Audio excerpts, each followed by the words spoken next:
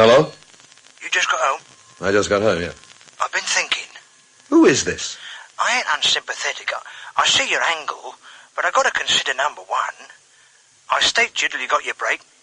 Now what do you turn and tell me? I tell you this, you've got the wrong number.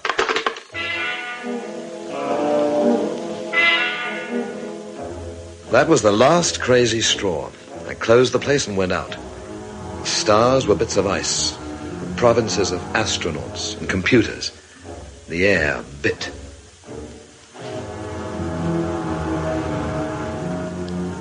I went round to a club I knew where nobody had yet invented time.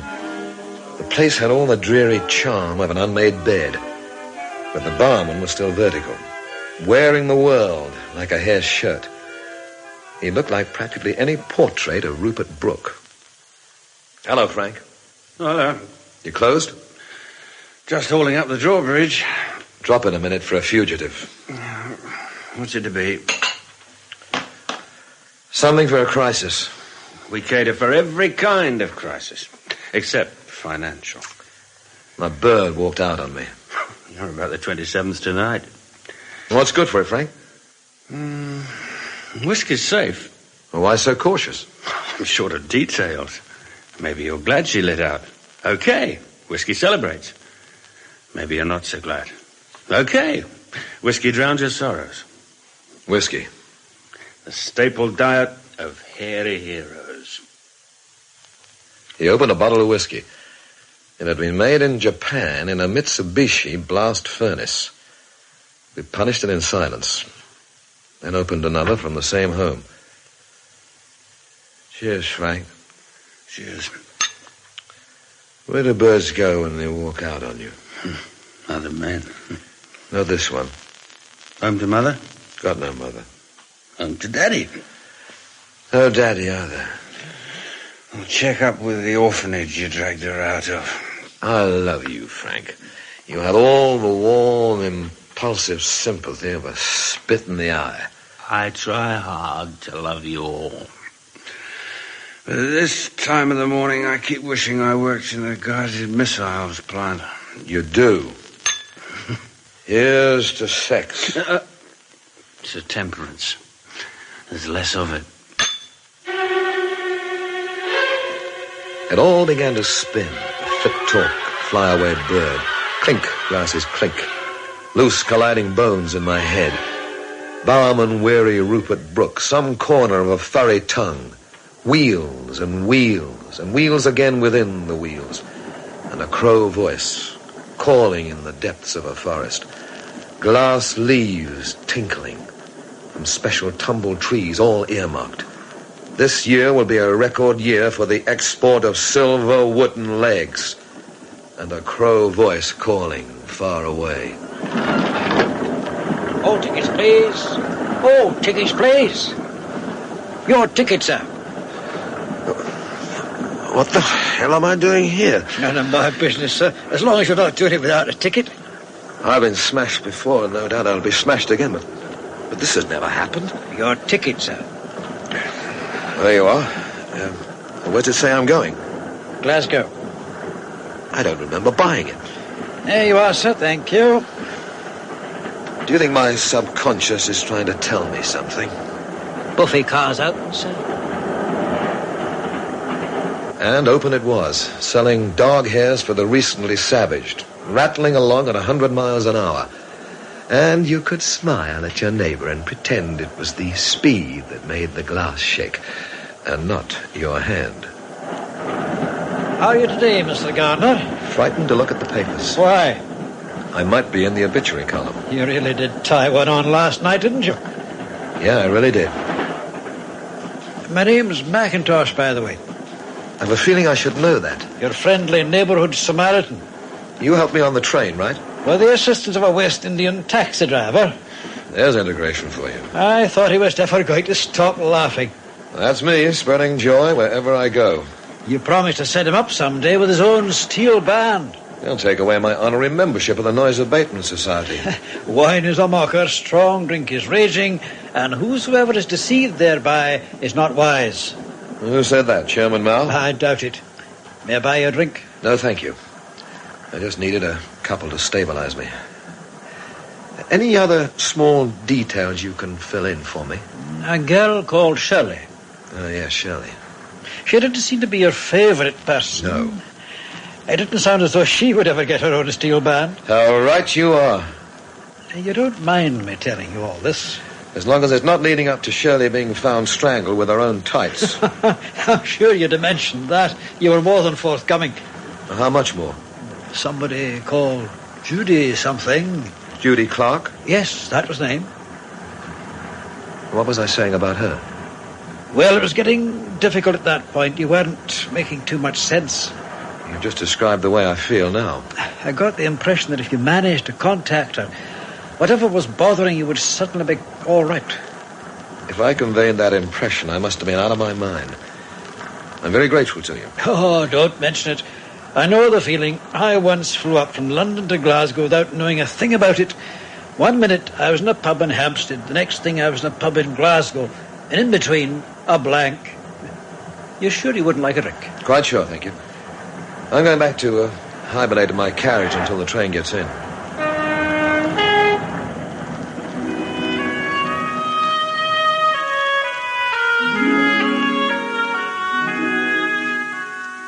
The train got in sometime in the late afternoon.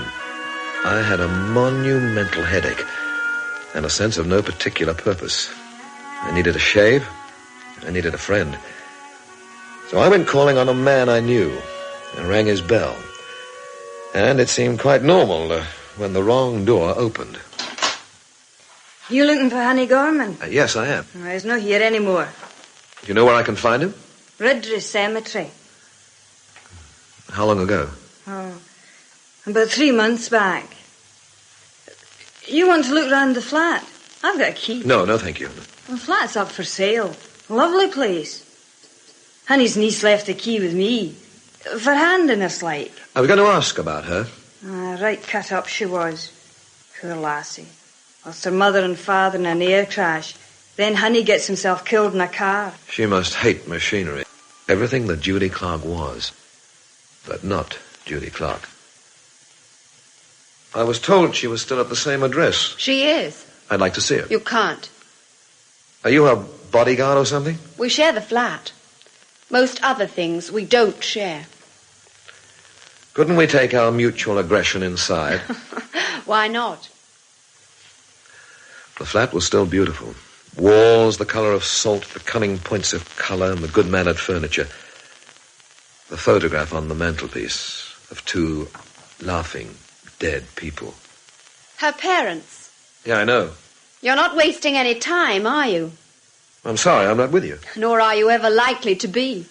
At last, something we agree about. You have a name? Celia Carson. And just what was I supposed to be doing when I mentioned I knew about Judy's parents? Rehearsing, perhaps? Rehearsing what? The big, masculine, come weep on my shoulder approach. Poor dear Judy. First your parents, and now... I heard about that. I'm sure you did. And came running? If I had 3 wishes, one of them would be to know just what the hell you're talking about. Oh, come on. I wasn't born as soft as Judy. You weren't born at all. You were carved out of something very hard and extremely expensive. Perhaps that's why I can recognize a fortune hunter when I see one. Well. Oh, for heaven's sake. Judy's a very rich girl now, isn't she? I suppose she is. You damn well know she is. So? All these months she tried to contact you. All the telephone calls you weren't in to take. All the letters you didn't answer. There were reasons. Bigger game, perhaps? And maybe it got away. And maybe you heard about Judy's uncle. And maybe you knew she was his only relative. I mean, it's all too much to be coincidence, isn't it? I can see that to a certain kind of mentality it might appear that way. A certain kind of mentality? Go home. You make home seem very attractive right now. You're too late anyway. Yes? Because there are better and faster fortune hunters than you, and Judy's gone off with one. Oh, well, win one, lose one. That's the way it goes. So I'll go home, as you suggest.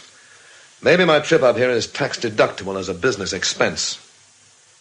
I'd like to say it was nice meeting you, but I promised my stockbroker not to tell lies. Wait. Well, what now? You might be the lesser of two evils. You're beginning to warm to me. Did you ever meet Peter Calder? Never. He's... Ugh. Is this the man Judy's got herself involved with? Yes. And what can I do about it? Go and see her. Talk her out of Peter Calder. She's old enough to run her own life. Sometimes people's lives are too important to be left to themselves. Are you always jealous of her, man? Look, think what you like of me. I don't give a damn. But please, go and talk to her. She'll only tell me to get lost. Your ego can stand a tiny bruise like that. Besides, you owe her this. Are you saying this is all my fault? Yes. Isn't it? Where is she? I had a postcard from her the other day. Oh, yes, here it is. The postcard showed a hotel small enough and cute enough to fit snugly into an American's itinerary. Behind the hotel, a stagey line of hills, bisected by the bright thrust of a loch. The loch, according to the caption, was called Loch Darrig. The hotel was called, in a burst of brilliance, the Loch Darrig Hotel. On the back of the card, Judy had written that she had arrived safely. I went back into the city this afternoon and made inquiries at an information kiosk. Tell me about Loch Darrig. Loch Darrig, sir? Yeah. Oh, beautiful. Famed in song and story, sir. You may have heard what Sir Walter Scott once said about it. I was in the washroom at the time. Quite. You wish to visit Loch Darrig? Reluctantly, yeah. Let me see now. Well, the train's discontinued, and the steamer service doesn't start until next month. And the road's closed to vehicles over 1,500 weights. Do I need a visa? Your best way would be to take the bus to Ballarach. Well, how far is that from Loch Darrig? About 10 miles. And what do I do after Ballarach? In Scotland, sir, we only provide the shrines. The pilgrims make their own arrangements. Ballarach had more syllables than houses. There was one piebald cottage and a Neolithic petrol pump.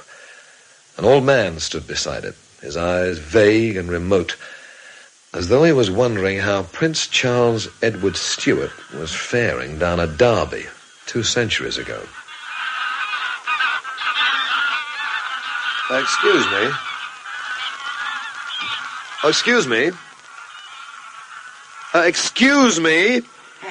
I was watching the geese. Well, I was wondering if you could tell me... Wait you here a minute, young man. There is something I must fetch if our conversation is to thrive. Well, what do you know? I was fetching my hearing aid. I'm as deaf as a stone without it. I'm very sorry. Now, what was it you wished? How do I get to the Loch Darrig Hotel? Go back to where you came from. But I will... One woman has made you unhappy. The one you seek will make you unhappier. There is death near her. All I want to know is... Go back where you came from. No. Then someone else will tell you the road you seek. It will not be I. I set off in the teeth of the fates, in a sharp, growing little wind, to walk the 10 long, dreary miles. The light was fading, and the road kept doubling back on itself, as though it did not really like where it was going. I had covered most of it when the car drew up behind me.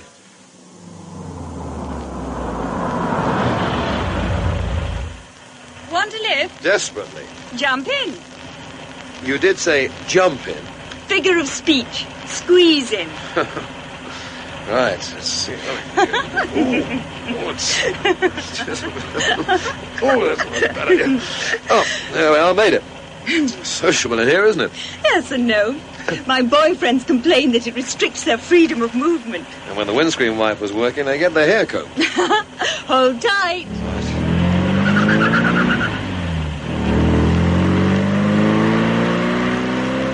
What does this beast run on, rocket fuel? Built it myself for the hill climbs next year. Everest, I presume. 90 horses under that bonnet. Oh, maybe the old prophet back there was right. What was that you said about a prophet? An old man I met back along the road. He's the first prophet I ever met with a hearing aid. Oh, you mean old Hamish. He's a phony. You reckon? Yes. Put it this way. I know for a fact that Hamish has been doing the football pools for years, but he's never won anything. What kind of a prophet's that? I feel you have a point there. Where was it you wanted to go? The hotel, please. You've arrived.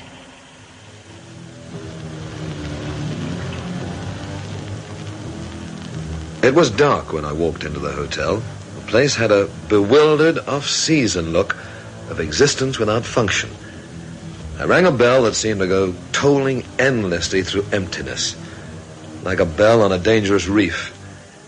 I remember the old man with the hearing aid, and for a moment I was frightened.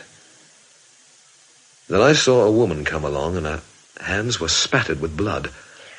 Was that you ringing the bell? Yes, it was. Oh, I was cleaning rabbits in the kitchen. I didn't hear you at first. I believe there's a friend of mine staying here.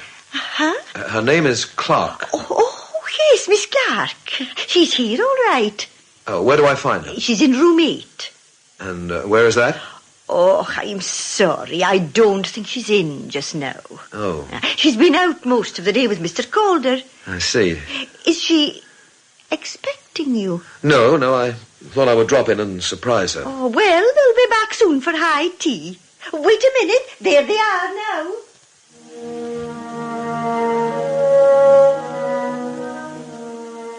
And there she was. And looking at her, you could imagine her ghost.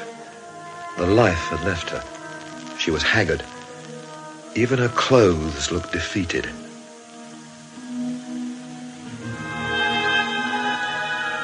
And then I saw the man she was with, tall and tweedy, the kind of Greek god profile that's usually only valid on a coin, dressed carefully for the open air. Just inside the doorway, he stopped to tap the barometer, not because he cared if the glass was falling or even about to float round the room, but because it was the nearest thing within reach to a mirror. And whilst he was playing Narcissus, Judy came right up to me and stopped. Hello, Judy. What brings you here? I'm damned if I know.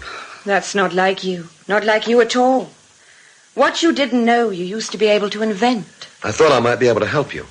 What makes you think I need help? I talked to a girl called Celia. Celia should mind her own business. Well, she seemed to think... Celia's a big drama queen. Couldn't we at least talk? There's nothing to talk about. Then why are you so defensive? Well, what's so funny? Well, you are. Coming along here like a probation officer, hauling back a delinquent. Is that what you are? Don't be foolish. Come along home like a good little girl. Do you think I'm in need of care and protection? Maybe you are. And maybe I have been for a long time. But where were you then? Judy, do we have to? Oh, go away. Why don't you go away and leave me alone? Is this man annoying you, Judy? All men annoy me. Every last one of them. You were saying? What was that all about? I thought you were going to horsewhip me or something equally dated. Whatever I did to you would certainly not be dated. Don't think I couldn't. Except that you might get your gorgeous profile bent. Oh, look, I've been through this scene often. Boringly often. I'm a very handsome man. I've even been called beautiful. Sometimes it creates prejudice, like being black. Buy your drink? The bar isn't open. Then you're saved the embarrassment of refusing. It would be no embarrassment, I assure you. Just for the record, who are you anyway? The name is Gardiner. I can't ever recall Judy mentioning you. The world's filled with people not mentioning me. It doesn't disturb me. I was trying, in my simple, blundering way, to find out where you fitted in. Perhaps I don't. Now, that could be the exact truth. Maybe once you did, but not anymore. The store's under new management, if you see what I mean. I see what you mean. But I don't have to take your word for it. You don't have to. I thought Judy made the point as well. You're pretty sure of yourself, aren't you? The secret of my success. You've had it, Gardiner, whatever it was. So why not face up to it? Now, if you'll excuse me, I've better things to do. It is better as the man said, to travel hopefully than to arrive. I looked in at the dining room. It was dark brown and gloomy, and its tables looked like square igloos. There was a strong historical smell of cabbage. Food suddenly seemed a very low priority. I left the ingrowing dining room. I was feeling vaguely foolish, like a St. Bernard dog that had ploughed bravely through the alpine snow with his little barrel of brandy around his neck and a great big happy errand of mercy smile on its face, only to find a teetotaler who didn't want rescue at all. So I went into the lounge. At first it seemed deserted, and then I saw the man who sat in the far corner. There was a flash of steel as his hands moved, and then I saw that he was knitting. Good evening, Gardiner. Inspector Gordon, as I live and breathe. Come and join me. Oh, have you a spare pair of needles? I learned to knit when I was in the hospital during the war. I still use it as a kind of occupational therapy. And what brings you down here? Oh, I'm on holiday. I started off with a friend of mine in Edinburgh, but I was forced to flee. Why? Well, the price of friendship, Gardiner, is other people's children. Oh, but man, it's grand to be able to relax. You never relax. And tell me, how have you been living these days? In a kind of nightmare. Well, then you'll tone in beautifully with the landscape down here. So you're not really relaxing at all, then? What is wrong between you and the lady? Why should anything be wrong? Well, that was a funny, brittle encounter you had with her, and you didn't come off too well with Calder either. Tell me about Calder. Oh, what is there to tell, man? A remittance man, but whence comes his remittance? A man of independent means, but who furnishes the means of independence? In the season, a great killer of fish, and at any season, a great killer of ladies. And you have your beady little eye on him. Oh, well, let's just say he might be part of the pattern. This evening, I am sitting here celebrating the anniversary of a man's death. Well, I suppose if it he was a turns you on... tinker and no man's enemy, he would have said, but maybe his own. Yet somebody butchered him on a small island about a mile out in the loch there. And you still haven't found the killer? We haven't yet found the killer. That's what brings you here, then? That and something more than that. Such as? The same world spinning at the same speed on the same axis. The same hills and the same secret loch. Look, Gordon. The same people back at the same hotel. Plus you and Judy Clark and myself. Oh, we are irrelevant. But surely you don't expect... I expect nothing. I merely wonder. About what? I wonder if Elspeth MacDonald will again see the devil in the likeness of a black man. You're not serious. And I wonder, too, if the same concatenation of people and place brings about the same events. But how do you expect this thing to happen? And where? And when?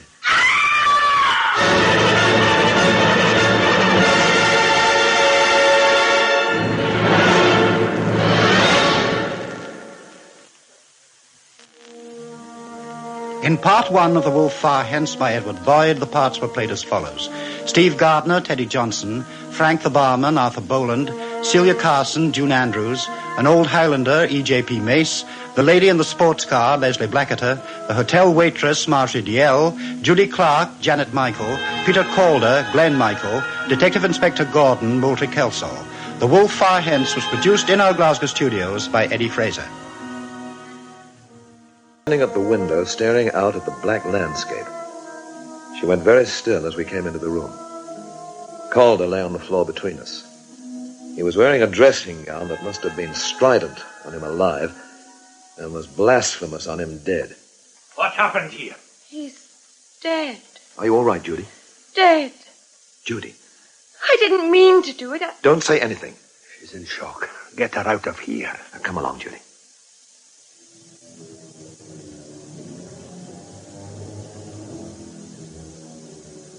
I took her along the corridor to an empty room. She sat on a cold, cheerless bed and cried herself out, while I stood there looking at the window, which was a framed picture of nothing. Every now and again, the lights of a car on the other side of the lock would energize the darkness for a moment, then leave the blackness blacker as I stood there, feeling quietly spare. Do you think there are people who attract death? No. I do. I think there are people who get more than their fair share of misfortune. In my experience, they're usually the good ones. Unsolicited testimonial. Want to talk about Calder? No. You'll have to sooner or later. I'll talk at the right time and to the right people. Well, that takes care of me. I don't think you realized yet how serious this is. Look, don't start patronizing me. I only want to help you as much as I can. Why? Because I feel partly responsible. Do you? Or are you just trying to get into the act? Why are you so bitter? Why shouldn't I be bitter? First of all, you go on about being partly responsible. Then you drivel on about wanting to help. You can't have it both ways. You can't be the incendiary and the fireman. I'm trying to be sorry, but you're making it very difficult. It doesn't matter anymore. Can't I get that through your thick head? I don't care. About this Calder business. What do you want to know? Were we having a thing together? Yes, we were. What else do you want to know? The lurid details? How he compared with you? You know better than that. I don't know anything anymore. Not even why you killed him? What do you say? You're in trouble, Judy. But I didn't do it. How could anyone... How could anyone not? You think I killed him, don't you?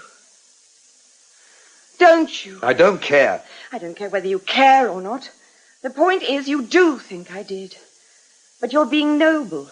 You rather fancy yourself as a loyal comrade through thick and thin. Pardon my loyalty. It's not loyalty, it's hypocrisy. I'll tell you something. I did not kill Calder. I'm sorry he's dead, but he was no great bargain. You and he had a lot in common, which only means that as far as men are concerned, I shouldn't be allowed out alone. Point taken? Point taken. Then please go away and nauseate someone else. I went back along the corridor to the room where Calder lay. The door was locked, and for a moment I was aware of irritation. He's not going to run away, I thought, or walk away, or hop, skip, and jump away. He was in the only state where you can go away without moving. And a bit of Mozart moved in my mind. That bit about days of philandering being over. And it didn't seem to me much of an epitaph. The stairway to the hall was dark, filled with wrong shadows. The carpet seemed to crackle underfoot. At the end of the hall, I found Inspector Gordon. He was having technological trouble. Hello. Hello. Hello. Oh, yeah, it's always the same, always. Was the phone out of order? Yes, it was the same a year ago. Hello. Hello. Oh, the cable goes across the lock. It's no use. Hello. I'm wasting my time. Do you know that there was a gamekeeper once came here to phone when his wife was having a baby, and by the time he got through, it was the baby that answered the telephone. And how is the lady? Highly articulate. May she remain so. Are you pleased with yourself? Now, why should I be that, Gardner? There's a new career opening up for you in futurology. You tell me. Well, that's very reassuring. You said something earlier on. Remind me of it. Something was going to happen, you suggested. But you said that Judy and I were somehow outside of it. We were irrelevant, you said. Indeed I did. Oh, by God, we won't become suddenly relevant with a bang. The question is, are we all relevant to the same thing? I am just not quite with you. You're a friend of Judy, aren't you? I've known her for a long time. All right, then. Are you relevant to the thing that lies in the room upstairs, or are you relevant to Judy? Are you a policeman or a friend? I'm both. Not on, Gordon. You have to make a choice. The choice is already made for me. Before anything else, or anyone else, I am a policeman. Well, now we know. Was Calder here last year when the tinker was murdered? He was not. But I gather he's no stranger to the district. He's been coming here since he was a boy. I suppose he's taken more fish from the loch than any other man in the country. And what else did he take? He took liberties. Oh, I love that phrase. And there was a bit of a scandal about 7 years ago. A poor neurotic woman who lived in a big house about 3 miles down the road. Rich? No, comfortable. She'd spent the best years of her life looking after a terrible old tyrant of an invalid mother. When the old lady died, the house and the money came to her. And so did Calder. Yes. And he conned her. Out of every last penny. And what happened to the woman? She slashed her wrists. And then after she came out of hospital, she sold the house and went away. How did Calder die? He was stabbed. Stabbed several times by someone in a panic. Or maybe in a mad fury. The weapon was lying beneath him. What was it? One of those long nail file things. The kind of thing that Judy might have had. If she had one, we'll find out. She didn't do it, Gordon. I said she didn't do it. Are you trying to convince me or yourself? Oh, man, I don't like this business at all.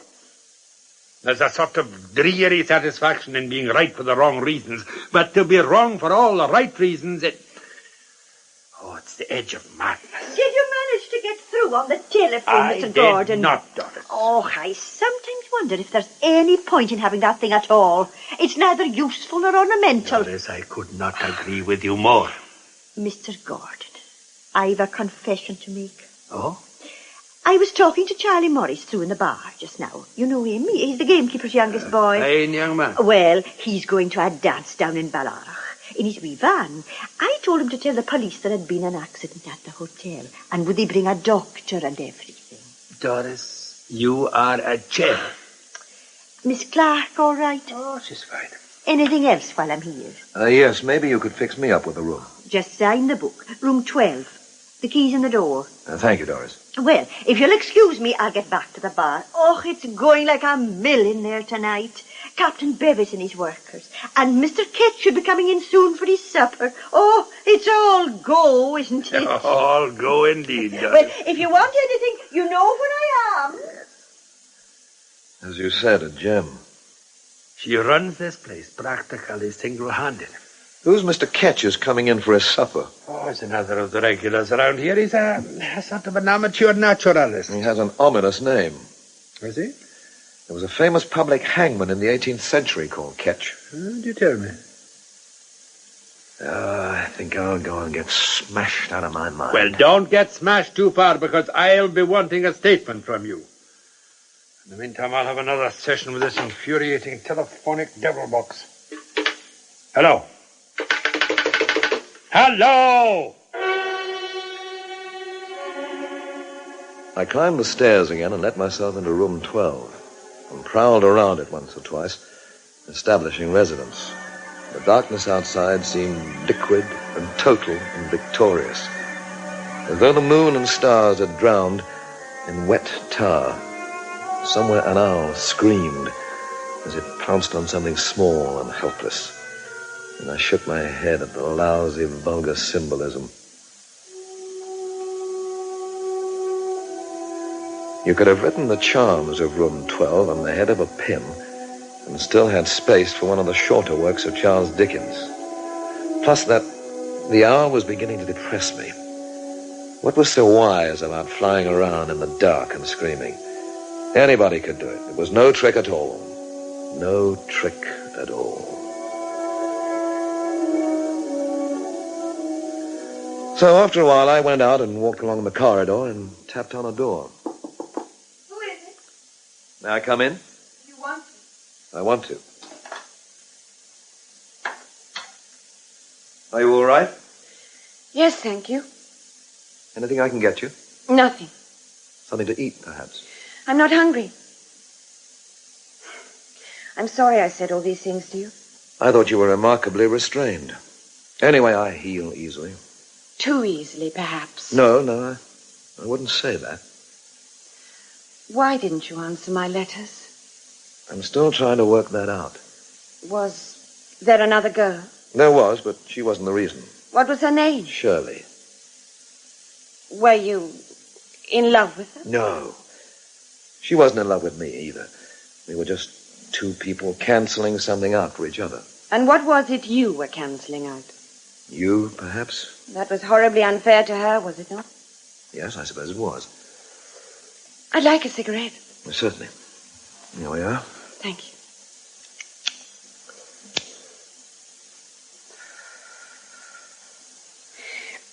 Did you feel threatened by me?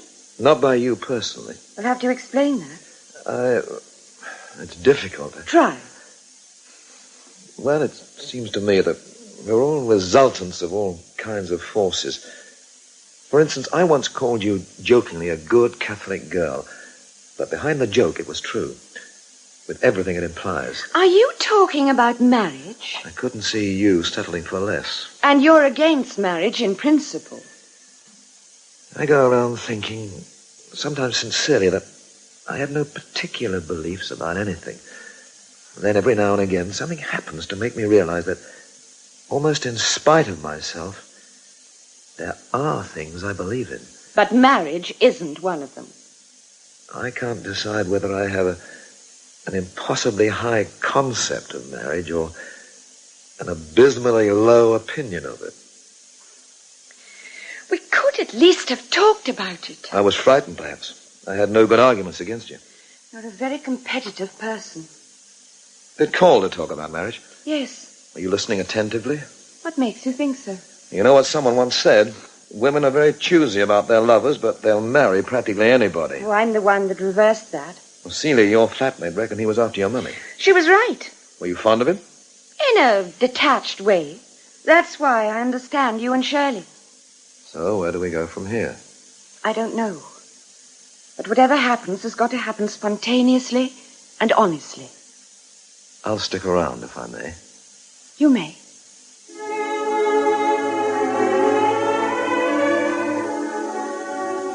I went back downstairs to the lounge. The fire was dying and the room had a strange red glow. There seemed to be bells ringing, but I wasn't sure whether they were in my head or outside. Then a man walked into the lounge. A big man. Smooth, pink skin. Tight, curly hair. A moustache clipped like an aristocratic hedge. Eyes like protuberant gray gooseberries. A big man. Big like a bull. But a bull that knew its way around the best china shops. What's happened to the staff around here? Well, they've all been enrolled as special constables. I beg your pardon? But there's been an accident. What kind of accident? So Inspector Gordon will be able to classify it when he turns up. Gordon? Is he here? He's down the hall somewhere, fighting a losing battle with the telephone. Oh, damn thing isn't working again, I suppose. Does it ever work? It has lucid intervals, but they become fewer and further between. Trouble is, the cable goes across the lock. It always seems to be unserviceable. Now, that could be serious in a remote place like this. Exactly what I keep writing to the county authorities. They'll probably wait until something happens. You don't have to tell me about that. It already has happened to me. Oh, nothing world-shaking, of course, but it could have been worse. Could have been much worse. Well, what was it? Well, you see, about a year ago. I say, that's decidedly odd. It was exactly a year ago. The day the tinker was murdered. That's right. You heard about that? It's part of the local folklore. Huh? Oh, quite. And what happened to you? Well, you see, now, that morning, now, I was out doing some rough shooting. Do you know this district at all? No, not at all. Beautiful country. Beautiful. Anyway, about a mile from here, there's a pretty rough stretch. Outcrop rock, that sort of thing, you know. I slipped and went over on my ankle. Now, damned painful, of course, but didn't really worry about it too much till the afternoon, went up like a balloon. Couldn't hobble around without a stick. Now, next thing, I was laid low and decided to call in the quack. And you couldn't get through? I could not. I hung on till next day. It was very painful. Then I sent one of my chaps in the estate car to fetch old Doc Ferguson. Told me my ankle had been broken all the time. Some days it pays not to get up. Huh? A profound philosophical truth, Gardiner. Oh. How are you, Captain Bevis? Oh, tolerable, Gordon, tolerable.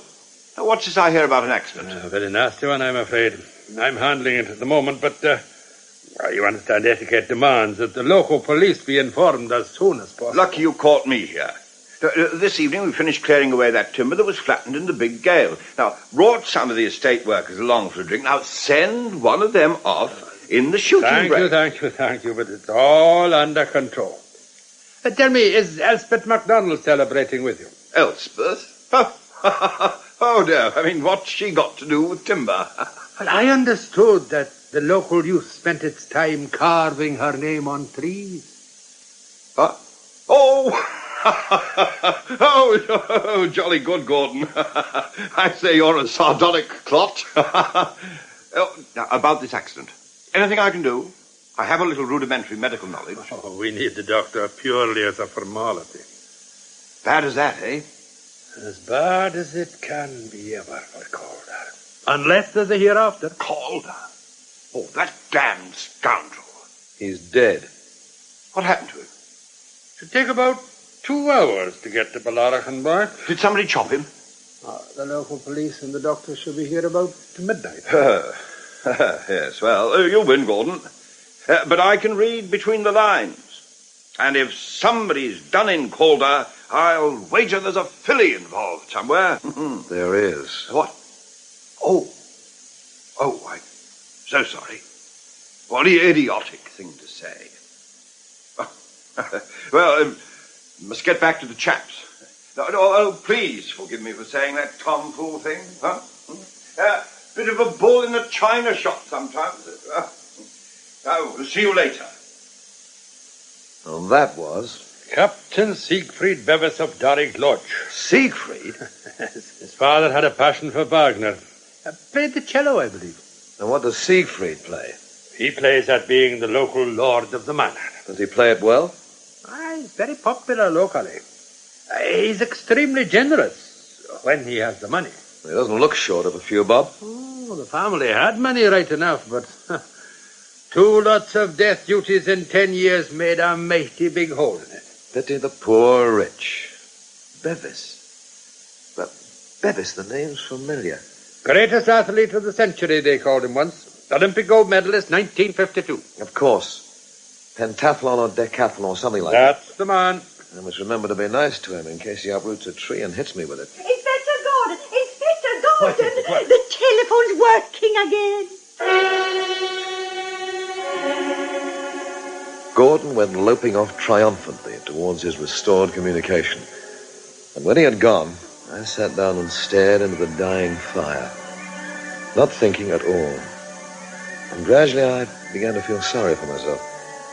It seemed to me that I was sitting in the ruins of this or any other world. Far off in the bar, I could hear Bevis's estate workers. One of them was singing an interminable song. There was shouting and laughter, as though there were no private griefs anywhere. The coal fell from the fire. A piece of furniture stretched itself. Once, I thought I heard a mouse scraping thoughtfully behind the wall. I tried to read the magazines that lay around. There were pictures of a top model with no bottom. A woman writer, bright and hysterical, told me how to make a silk purse out of a sow's ear. Professor confidently predicted total pollution of the earth in 50 years. I'm ahead of you, I thought, Professor. It's happening to me, right here and now. And all at once I became aware of the little man who had just come into the lounge. He was bald and benevolent, plump, like Buddha, but better dressed. A glorious night, is it not? I'll have to take your word for it. What I meant was, It was a glorious night for my purposes. You wouldn't be Jack the Ripper. My name is Ketch. Well, Doris was worrying about your supper. I've already reported myself in. You're from the south? Yes. London? Yes. And how is London these days? It goes on and on. I lived there for 7 years. Hated every minute of it. I've been out tonight looking for badgers. Find any? Not really. But I know there's a hoot a couple of miles down the loch. You know Craig's Point? I don't even know Craig. Oh. Are you in some sort of trouble? Do I sound it? You do, rather. Then perhaps I am. Is there anything I can do? I don't think so. If you needed money or anything? Nothing like that, thank you. I can't bear to see people in trouble. It hurts me physically. I don't know whether that's a sign of a soft heart or a soft head. Well, it's a sign you know what trouble is. Oh, I do. I do indeed. There seems to be a strange, restless atmosphere in the hotel tonight. You think so? Oh, yes. I'm tremendously susceptible to atmosphere, you know. Really?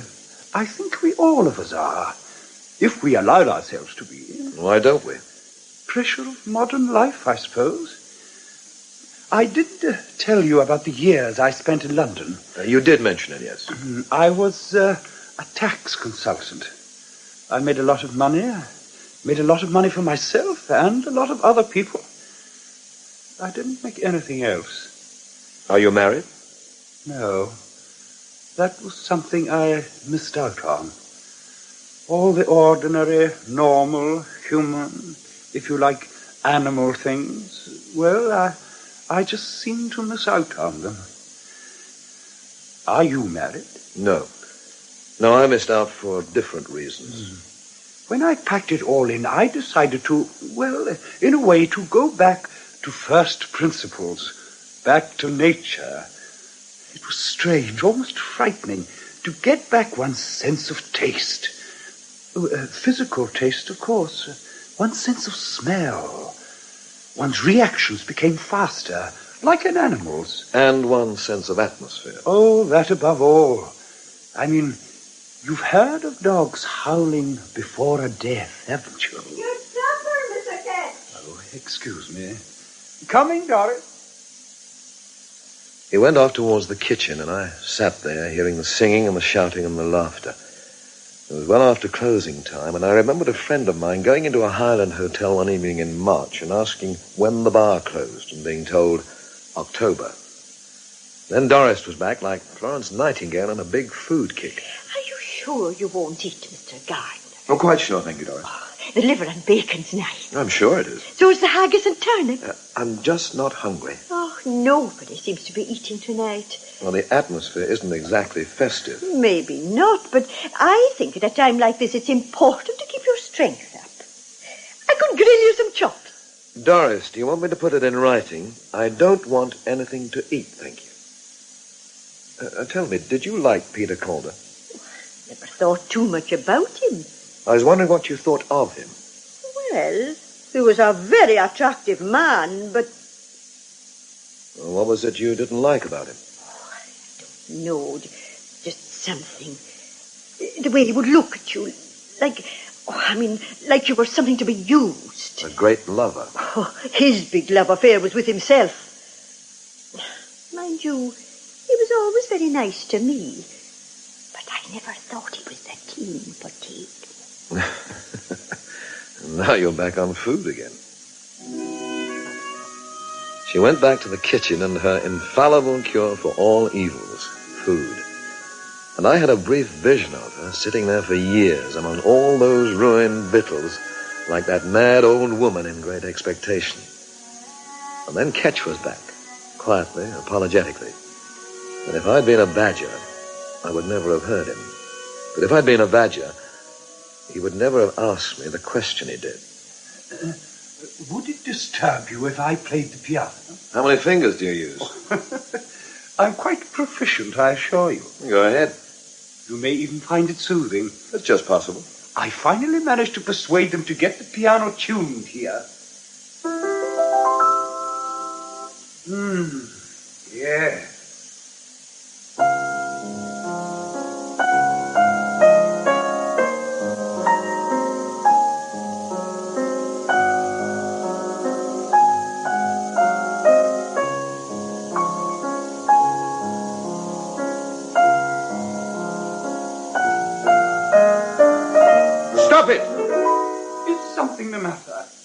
I don't like your taste in incidental music. Neither do I, Mr. Ketch. Oh, you're the policeman. What made you play that particular piece of music, Mr. Ketch? I don't understand. It's a Chopin sonata. I like Chopin. I am practically a musical illiterate, Mr. Ketch, but somehow I associate that music with funerals. Yes, it has been used. Why did you play that piece tonight of all nights? I really don't see... Oh.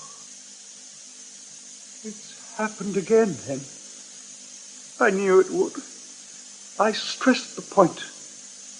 Once you've killed, I said. It's so easy to kill again. Who did you say that to? To someone who had killed someone else? Someone who murdered a tinker? Tell me who it was. Oh. It's your duty to tell me. I am a police officer. I know. And that's precisely the reason. I can't tell you.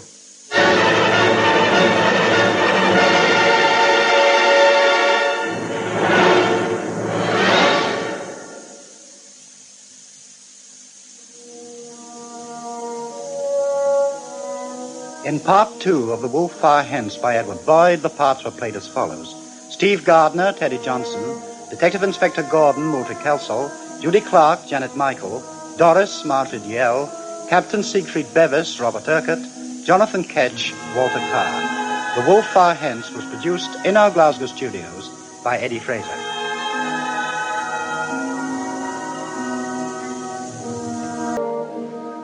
Was something, but would not tell. Tell me who it was. No. And it's your duty to tell me. I am a police officer. I know. And that is precisely the reason. I can't tell you.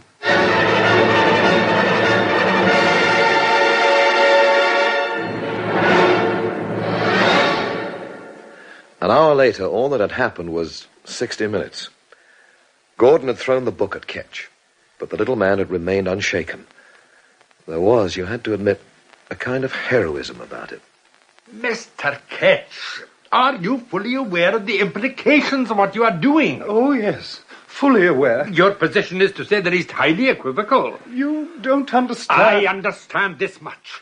If you keep up this attitude, you are technically an accessory to a murder. It's a question of principle, you see, Inspector. The law has its principles, too. Oh, yes, indeed. One wonders sometimes. Wonders what, Mr. Ketch? If we are both talking about the same thing. Oh, this is a smashing game. How many people can play? I don't think it's a game, Mr. Gardiner. Then what the hell is it? Mr. Ketch, I will be very patient. Because patience is your stock in trade. Well, as it happens, it is. But it doesn't have to be. We all know that.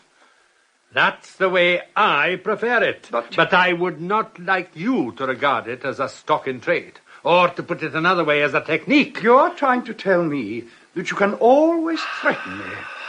I am only trying very hard not to get angry. The law is very naive about murder, isn't it? No. Oh, yes, it is. We are not all equal. We are not all the same worth.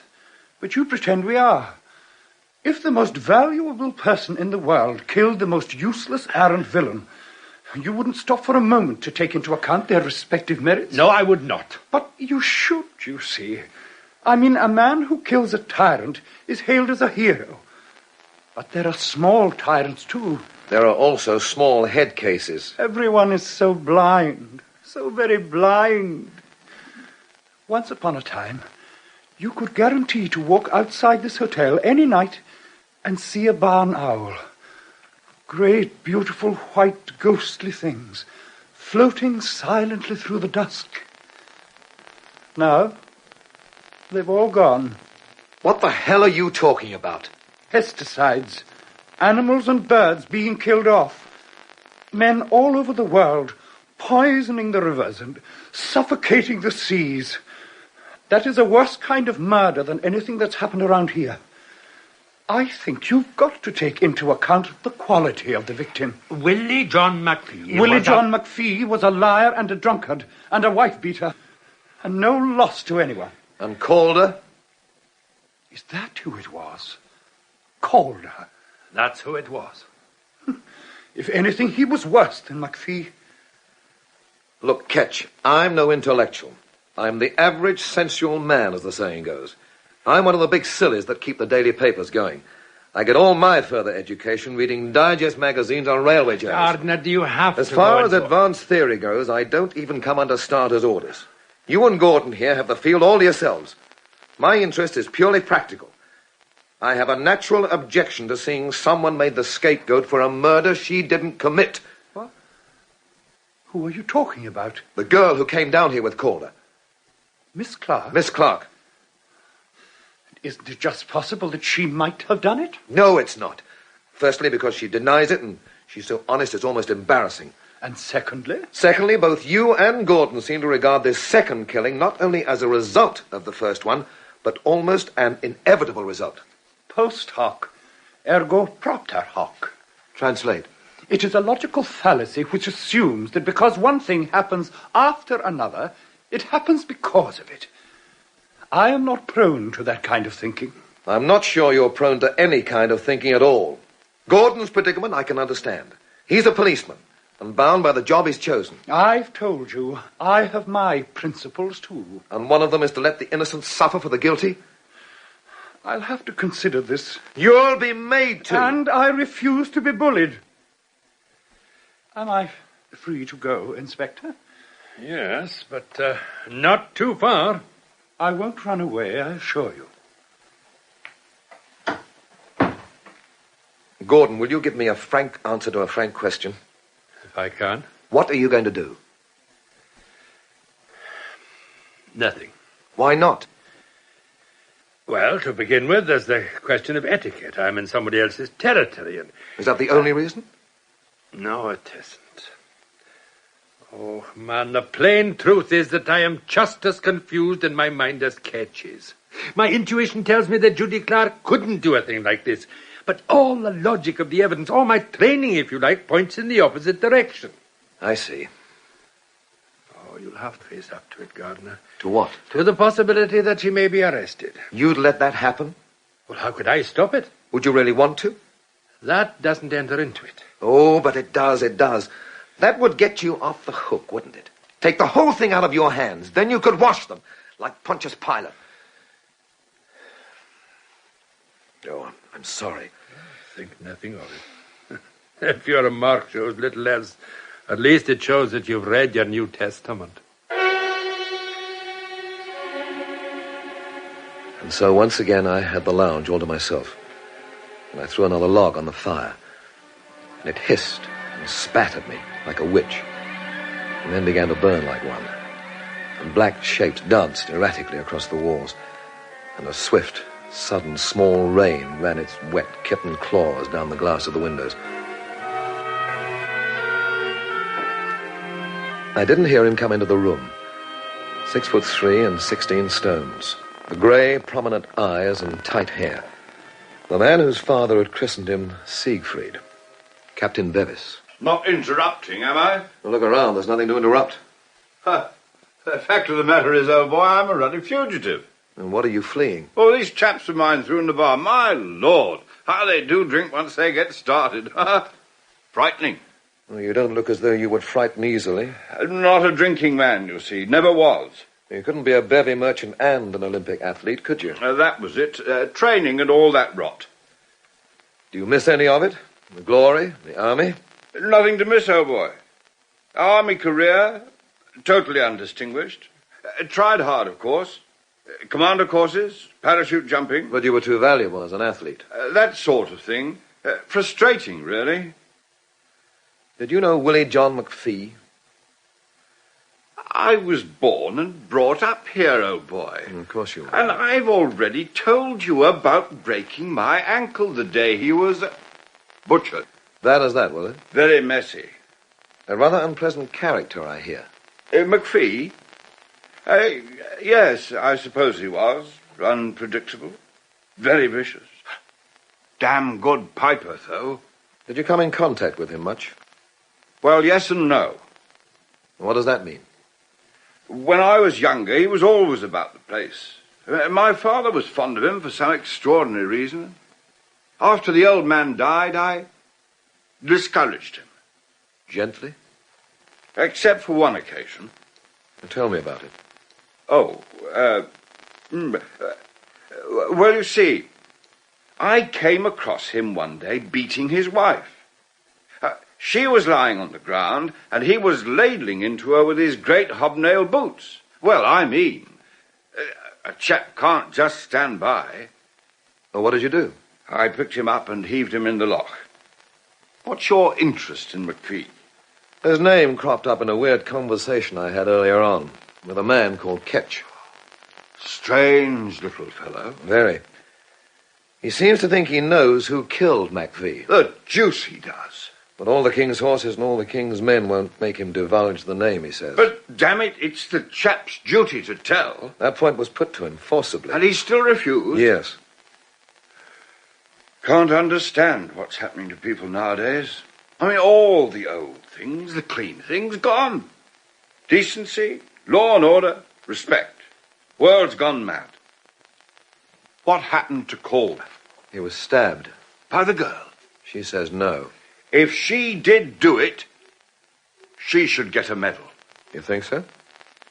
The most appalling cat. And conceited. Too good-looking by half. Oh. I seem to have nothing good to say about anyone tonight. You know, think I'll risk venturing back to the bar? Wouldn't care to join us, would you? No, thank you. I'm still licking last night's wounds. Oh, I've probably still got mine ahead of me. Good night. Good night. They arrived as Gordon had predicted at midnight. Headlights swiveled, and the lounge seemed to leap up and settle down again. The car door opened, slammed. Feet crunched on gravel. Official voices. Somebody laughed. Then they came in with Gordon. There were 3 of them, but you only noticed the man in front, which is where he would always be. He had a contemporary executive face and an expression that recognized 2 sides to every question. His and the wrong one. He was sharply dressed and looked very physical. He could have been played by Steve McQueen. Detective Sergeant Grant, Steve Gardiner. Mr. Gardiner. How do you do, Sergeant? Right, sir. Perhaps you can put us in the picture. Well, first of all, I think you should see what we've got upstairs. We went upstairs. The lights in the corridor seemed dulled, like the eyes of tired fish. Shadows clung to the wall. There was a faint perfume of dust. I waited outside the room where Calder lay. And after a while, the policemen all came out.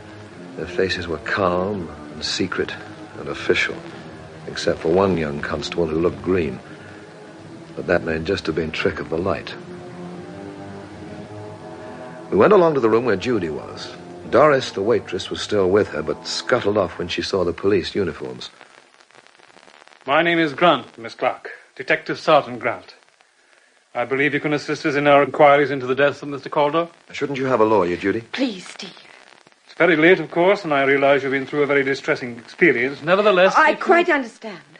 Like you, I would prefer to get this over with as soon as possible. Excellent. Will it be all right if Mr. Gardiner stays? Inspector? Oh, if it's all right with you, it's all right with me. I have no objection. And now, Miss Clark. I'd like to make a statement. In that case, Miss Clark, I must warn you that anything you say will be taken down in writing and may be used in evidence. Funny.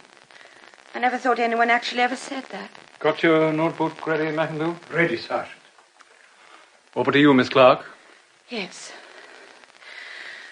I came to this hotel a week ago. The 22nd, to be exact.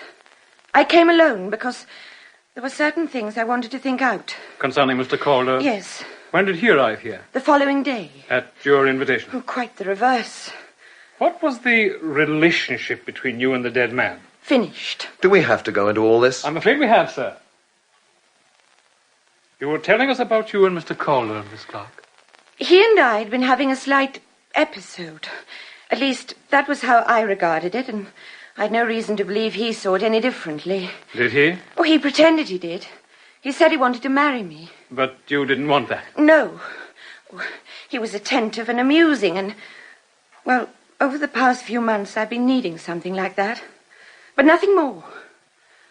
Perhaps I treated him badly. If so, it's too late to apologize. For the past week, I've been trying to get the message through to him, but he just wouldn't listen. He really put the pressure on, did the whole bit. I began to feel hysterical. I don't think I'm very good at breaking things up. Am I going too fast for your shorthand writer? No, Miss Clark, you're not. Go on, Miss Clark. Then today. Ah, yes, today. Today was nasty. We went for a trip on the loch. He went on and on and on, and finally I screamed at him. And then when we got back to the hotel, Steve had arrived unexpectedly, and that seemed the last straw. No prizes for timing. None. Continue, Miss Clark. Well, I had tea with Peter, and then went up to my room. I had a blinding headache, and I was heartily fed up. Then suddenly Peter walked in without knocking. He was absolutely livid. The names he called me, oh, you can imagine. I tried to reason with him, but it was no use. And then he lost control and struck me across the face. What did you do then? I told him what I thought of him. Oh, it wasn't much, but it ran to a lot of words. He struck me again, and I kicked him. You kicked him? What else could I have done? Maybe you have a point there, Miss Clark. What happened next? Well, after all that, I felt that I had to get out. So I came downstairs. I didn't want to go through the hallway to the main doors. Why not? Because I'd been crying and my face was a mess, and I didn't want to meet Steve because I'd had enough emotion for one night. So you went out the back way? Yes, the door was open and... You're sure the door was open? Well, of course. That was how I found it.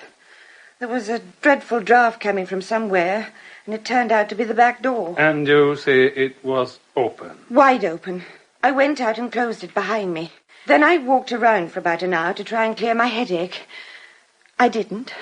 So I came back. By the back door again? Yes. Did you lock it behind you? No. What did you do after you came back? I went upstairs. I tried to read for a little, then I decided to lie down. That was when I heard the noise in the corridor. What kind of noise? A sort of scuffling sound. I got up and opened the door, and Peter stumbled in. His hands were clutching at his chest, and he seemed as though he was trying to say something. Then he fell forward, and I screamed. You didn't touch him at all? No. Or examine the body in any way? No. So you're unaware of the type of weapon that killed him? It didn't really occur to me to be that clinical. He was stabbed several times with a nail file. A very long nail file.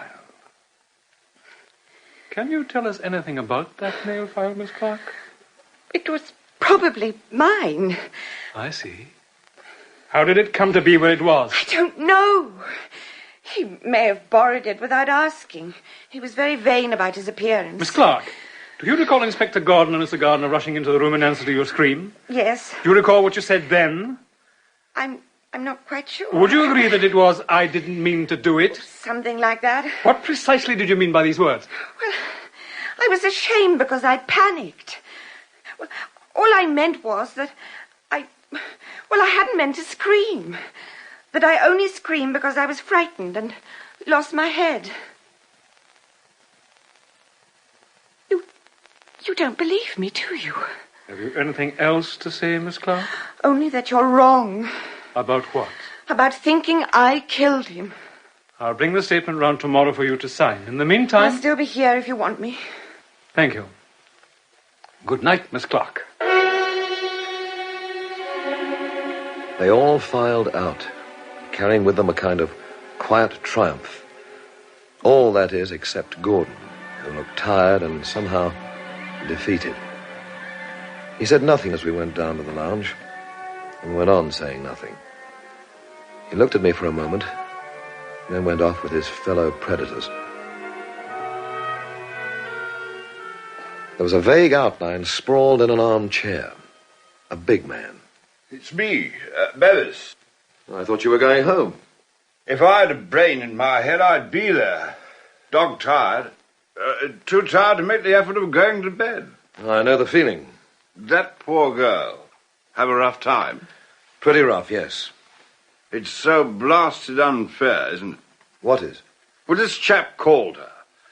Absolutely poisonous piece of humanity. All wrong that decent people should suffer because of him. Ketch was saying much the same thing. Really? His thesis seems to be that there are victims and victims. Pity it couldn't be as simple as that. Yeah, it's a great pity. Now, I'm all for simplicity myself. Like the seasons to follow each other in their proper order. Hate fuss, disorder, disorganization. The army mentality. Strange how people sneer at it. No, I wasn't sneering. It teaches you the rules, you see. Calder recognized no rules, so naturally, or perhaps professionally, he was no use. I wouldn't say that. No? Chap we had once in the regiment, fellow called Langford Hewitt.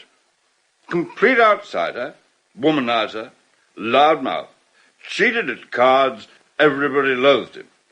Then one night he was killed in an accident. And?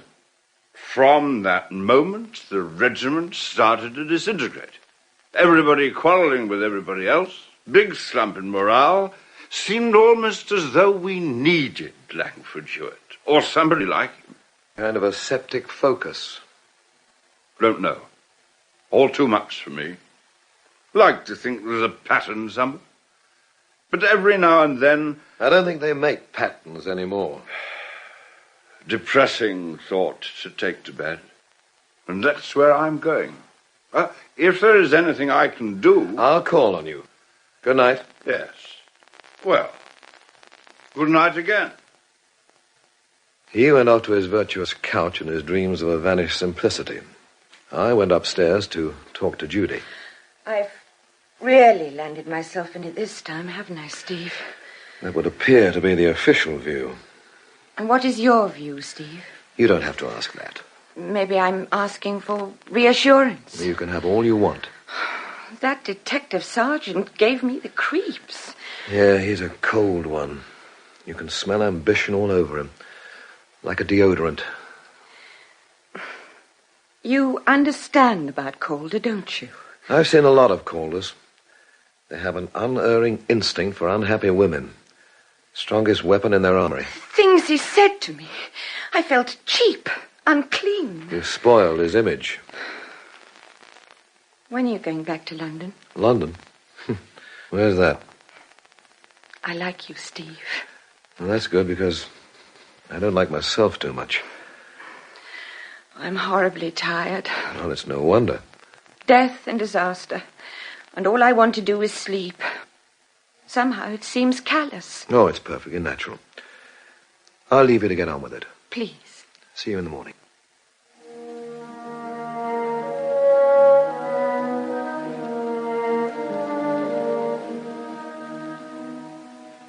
So, back to my freezing room that had long, long ago won a great and final victory over comfort. I lay down on the hard bed, trying to be brilliant, managing only to be numb, wondering if Detective Sergeant Grant was a robot, and if so, who programmed him.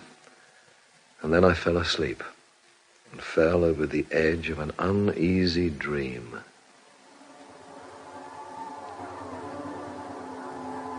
Judith Clark, now or lately prisoner in the prison of Glasgow, you are indicted and accused at the instance of William Buchanan, Esquire, Her Majesty's advocate for Her Majesty's interest, that albeit by the laws of this and every other well-governed realm, the crime of murder is of an heinous nature and severely punishable. I object. Who is this fellow? Mr. Gardiner, my lord, an acquaintance of the accused. No more than an acquaintance. No more. Make your objection specific, fellow. The indictment is old-fashioned. Murder is an old-fashioned crime. Proceed. You are Judy Clark. I am. Born. Under Sagittarius. My lord, I would like to take this ad at this item. I will quote to you the relevant document. A well-known purveyor of second sight for the masses, a tinker, I believe, states in today's categorical newspaper, this moment is especially inauspicious for Sagittarius subject. Make no plans. You have no great future. I didn't mean to do it. You expect us to believe that? I lost my head. I was frightened. Members of the jury, Judith Clark, Mr. Peter Calder's last manicurist. Steve.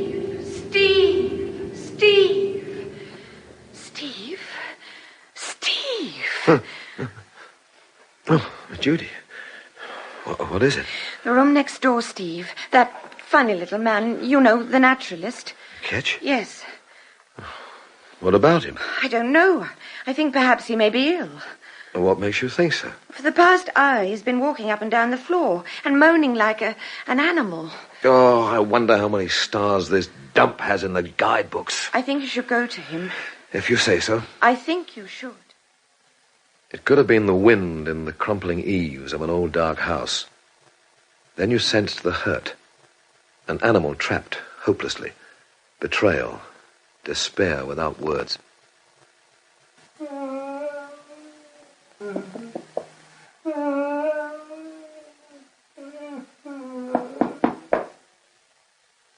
Who is it?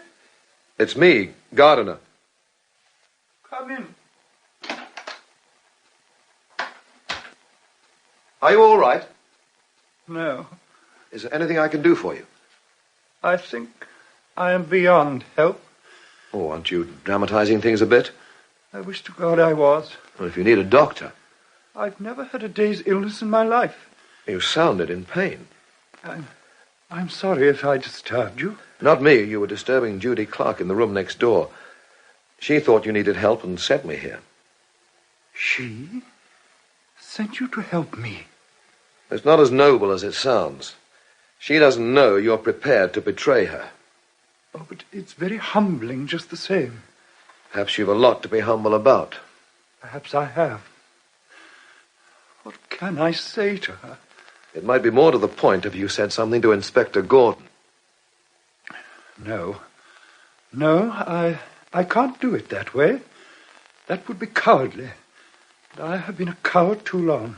Almost exactly a year, I would say. Yes. Hiding behind your principles. I'm not hiding behind them anymore. Are you quite sure? Oh, yes. But there has to be a confrontation, you see. I've got to explain exactly why I'm doing what I have decided to do. And what happens if you wind up dead? That won't matter, will it? And my death would prove Miss Clark's innocence. And leave your friend free to go on killing? That won't happen, I assure you. I think you're a fool. I'm glad you came along. Don't mention it. It was kind of you. And after the way I behaved earlier this evening, or last night, rather, I hardly deserved your kindness. Well, let me go on being kind and advise you not to do anything foolish. I won't. Good. And on that note, I'll say good night. Good night, Mr. Gardiner.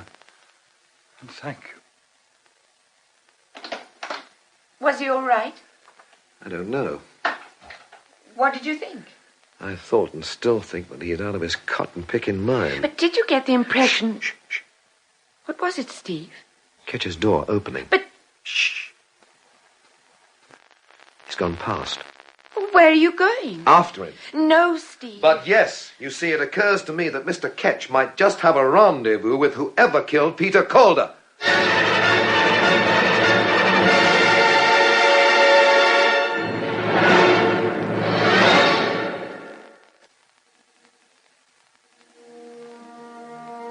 In Part 3 of The Wolf Far Hence by Edward Boyd, the parts were played as follows.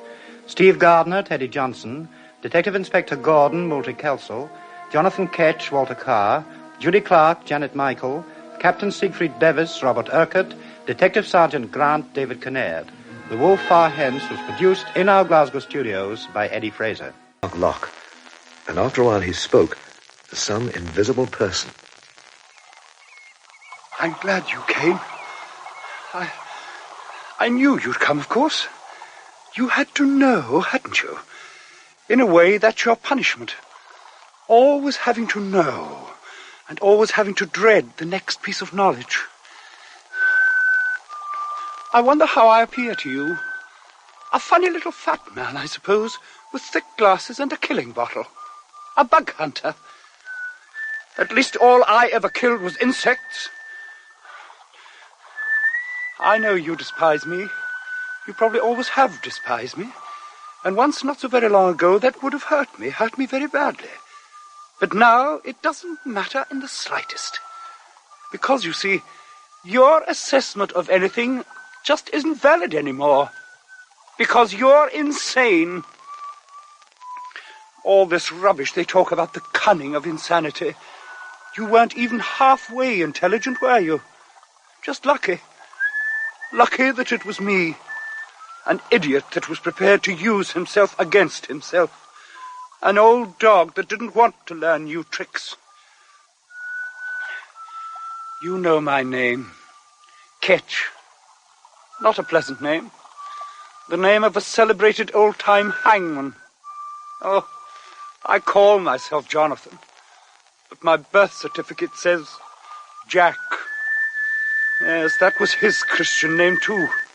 If Christian has any meaning in that context. For God's sake, will you please stop whistling? My childhood was a crucifixion. A master at school started it. A sadistic failure with bad breath. Oh, and the boys readily took up the game. That is why, to this day, I have an almost pathological dislike of string.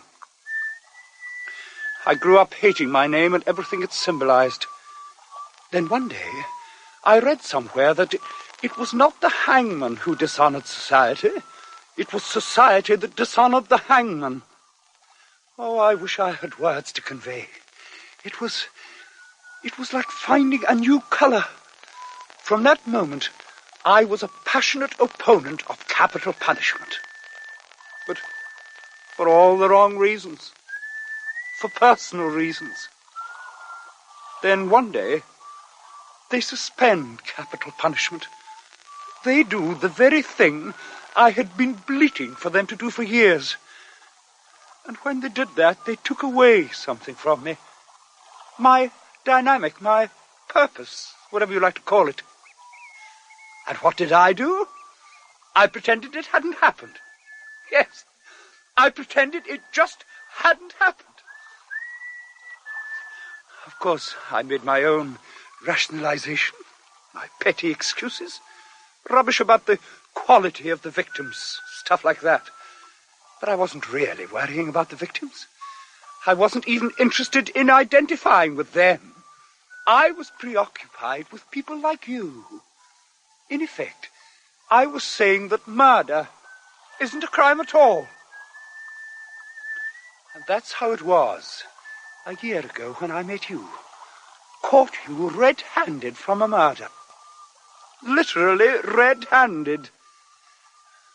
You may remember I was sick. I didn't betray you. But you betrayed me. You killed again. And you killed in a way that placed an innocent girl at risk.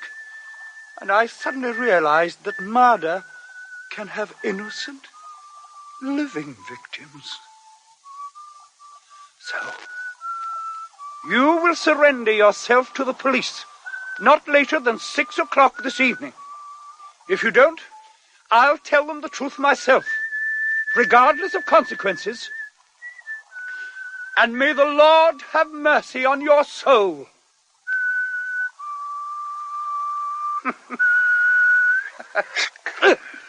What are you doing? You fool! Let go of me!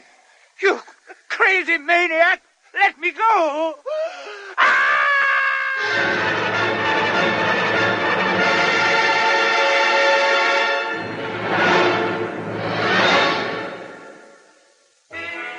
I started to rush forward and fell.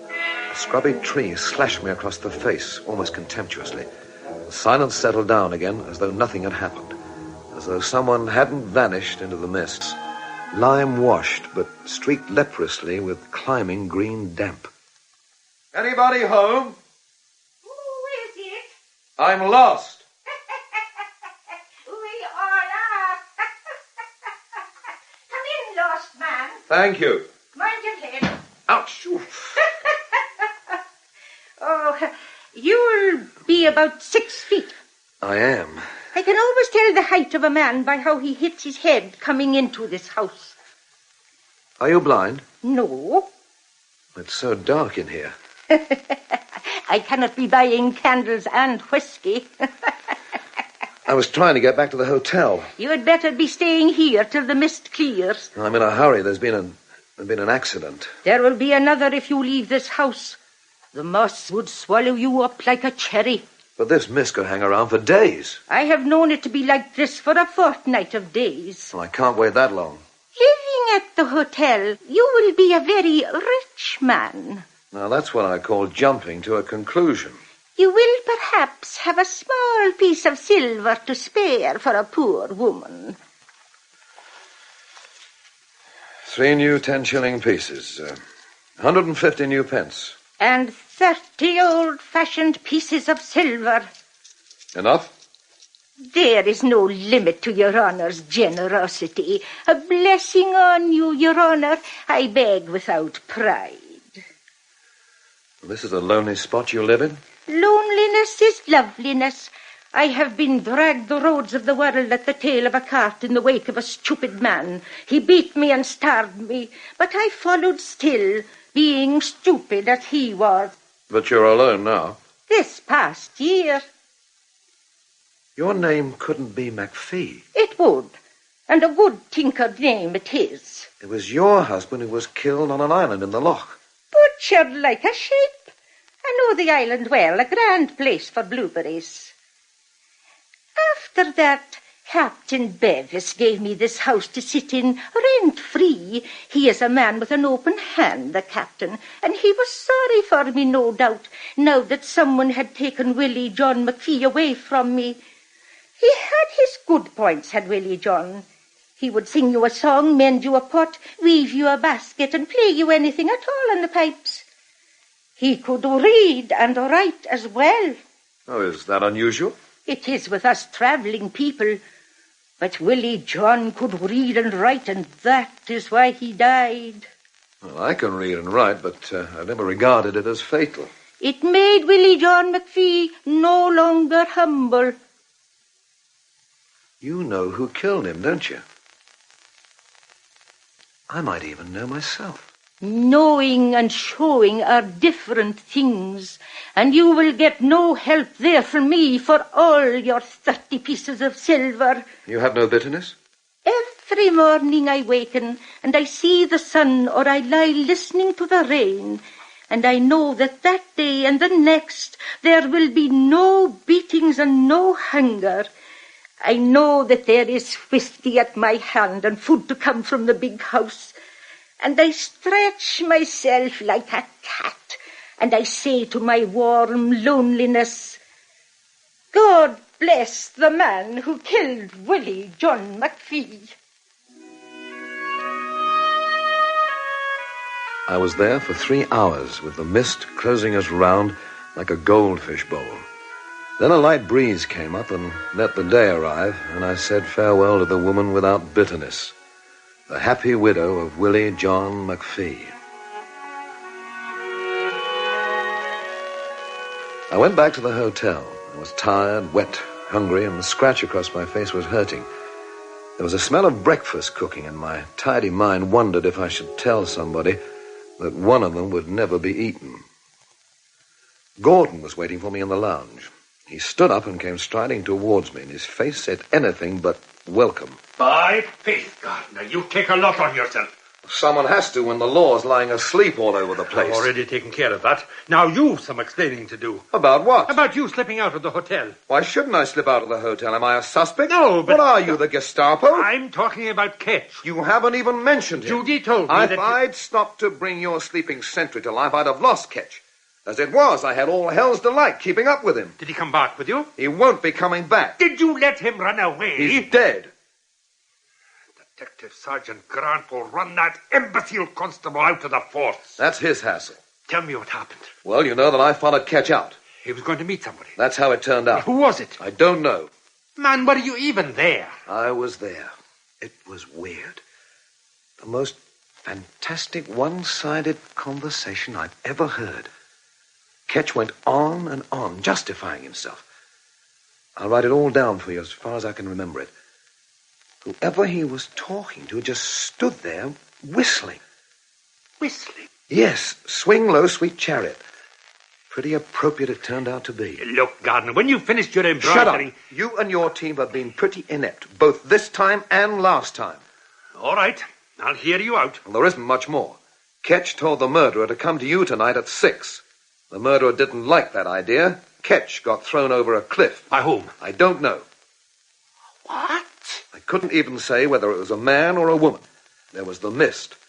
And whoever it was standing in the shadow of a huge rock. Oh, that would be Craig's Point. I wouldn't know. A place with an enormous rock standing by itself on the edge of a sheer drop. Well, that sounds like it, all right. I'll get down there with that team right away. Gordon? Yes? Before you go. What is that?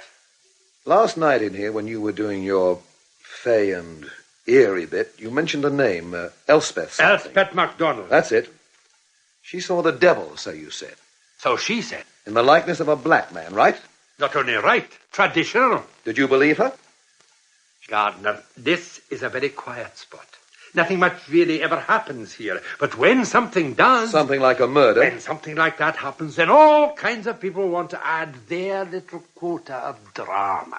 So you reckon it was all in her head? If it was very lonely. Elspeth is a most attractive girl, but she is as thick in the head as the rim of a chamber pot. You did try to check her story. But her boyfriend, or the one she was with on that particular night, he denied the whole thing.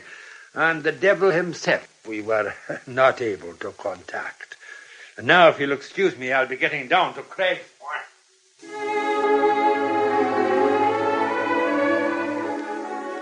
The mist had gone, and a tremulous sun gave promise of one of those tearful days that seemed to be testing out for spring. Beyond the windows, you could see little green periscopes that would soon be daffodils. You could probably have found snowdrops if you tried. On the wet lawn was a flock of passerine birds, sparrows, chaffinches. A robin hopped among them, pompous and important. Behind the noise they made, there was a kind of excitement. They had survived. I went up to my room and washed and shaved, and then went down and ate a hearty country breakfast. When all these rituals taken care of, I went to see Judy with my good tidings, as pompous and important as the robin outside. You scratched your face. Yeah, I fell over a tree. I'm thinking of suing the Forestry Commission. Inspector Gordon was looking for you. Oh, I've seen him. He's furiously angry. Well, the shrinks call it displacement. He was really angry with that beef-fed clot of a constable, so he took it out on me. You know, like kicking a cat. Tell me what happened. I told her all about Ketch and the weird conversation and the whistling in the mist and the last sad dying fall. Poor little man. He dug his own grave. I still feel guilty, as though in some way it was my fault. You'd need some fancy chopped logic to justify that. But if I hadn't come here in the first place... Look, the situation was in being long before you came on the scene. You mustn't dramatize your part in it. I suppose you're right. Ketch was always talking about victims. That was because he was a born victim himself. But this puts you in the clear now. I suppose you realize that. And all it cost was a man's life. Well, maybe you'd have preferred to go to jail for something you didn't do. Do you have a martyr complex that size? I don't have a martyr complex at all. It's just that... It's just that you wish that life was neater and tidier and less unjust. Perhaps. Well, it's not neat and it's far from tidy and it's desperately unjust. And the wicked flourish in high places and the good ones go to the wall. Then it's hardly worth going on with, is it? We go on because there's nowhere else to go. Oh, that's too bleak for me, Steve. It's bleak for all of us. So we make a little oasis here and a little oasis there. And if we can get the right kind of oasis, we can get along. Which brings us to us. What do we do about us, Steve? Well, we could always throw the I Ching. What is that? A Chinese method of divination. It's a pretty elaborate ceremony done properly, but you can do it using pennies. You throw the pennies so many times, get a pattern, look up the book, and there's your answer. I've got the pennies. I've lost the book. All of a sudden, I'm ashamed of Calder. So you went to bed with him, so big deal. Big deal. You're not liberated yet, are you? I don't know if I'm strong enough. You'll make it, if you regard Calder as just another milestone on the journey. And you? The next milestone. I'll think about it. Well, don't think about it too long. I found my first grey hair as good a reason as any, and better than most. Am I trespassing? We don't worry about that round here. Well, that's unusual, isn't it? I don't know. Well, most private property is surrounded by electrified fences and gamekeepers with ray guns. Maybe down in England. Not up here. It's a beautiful house. Full of dry rot and damp as well. You're Elspeth MacDonald. How do you know? I heard about you at the hotel. A lot of old fishwives up there. No, nothing like that. What were they saying about me? Oh, we were talking about witchcraft. It's a subject I'm very interested in. Do you write books? My next one will be my first. I've never met a writer before. Oh, they're just like other people, only worse. I did so see the devil. I believe you. They all laughed at me. I'm not laughing. I don't like people laughing at me. I'm quite serious. I'd like to hear about it. It was last year. The same night the tinker got done in. Yes, I know that. Me and Samuel Adair were out in the grounds.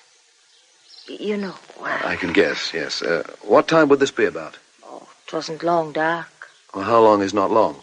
Pardon? Would it be about 7 o'clock or 8? Oh, I don't know. But it was dark. So there you were with Samuel Adair. Well, there's a kind of a clearing just down on the foreshore there from the lodge. Samuel and me were standing there. Samuel was... Carving your name on a tree. How do you know that? The devil told me. Anyway, Samuel suddenly dropped his knife and stood there, his eyes staring out of his head. The next thing he got off his mark and ran off and left me. I turned round to see what it was. And it was the devil? Yes. I'm told Samuel denies this. Well, he would, wouldn't he? Why? You wouldn't expect him to admit he ran away and left me. Oh, yes, I see what you mean. What was the devil like? Oh, he was big. And he was black from top to toe. And he was naked. You're sure he was naked? Oh, mister, I was brought up in a family with 6 brothers. Oh, here's the captain. I better get inside and see to his lunch. Hello, Gardiner. So you decided to pay us a visit? I couldn't stay indoors on a day like this. Magnificent, isn't it? Any day now, we'll have to think about bringing the sheep down from the hill. Always find it exciting. They come pouring down like grey boulders. Hey, come inside and have a drink.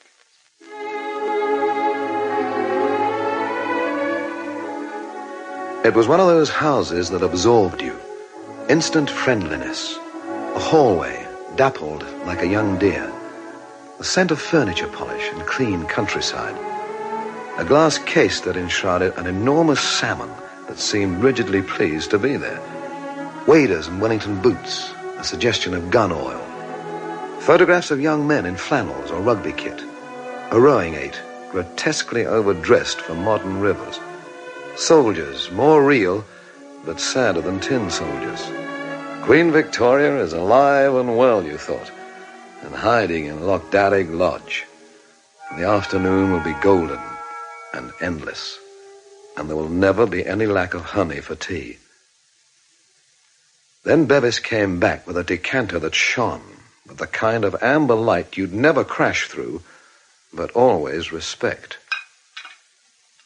Cheers. Cheers. Now there's a malt whiskey worthy of reverence. 20 years old. One of the few things my father and I agreed on. I like your house. Do you? Very much indeed, yes. Oh, actually, you'll get the best view of it the way you came.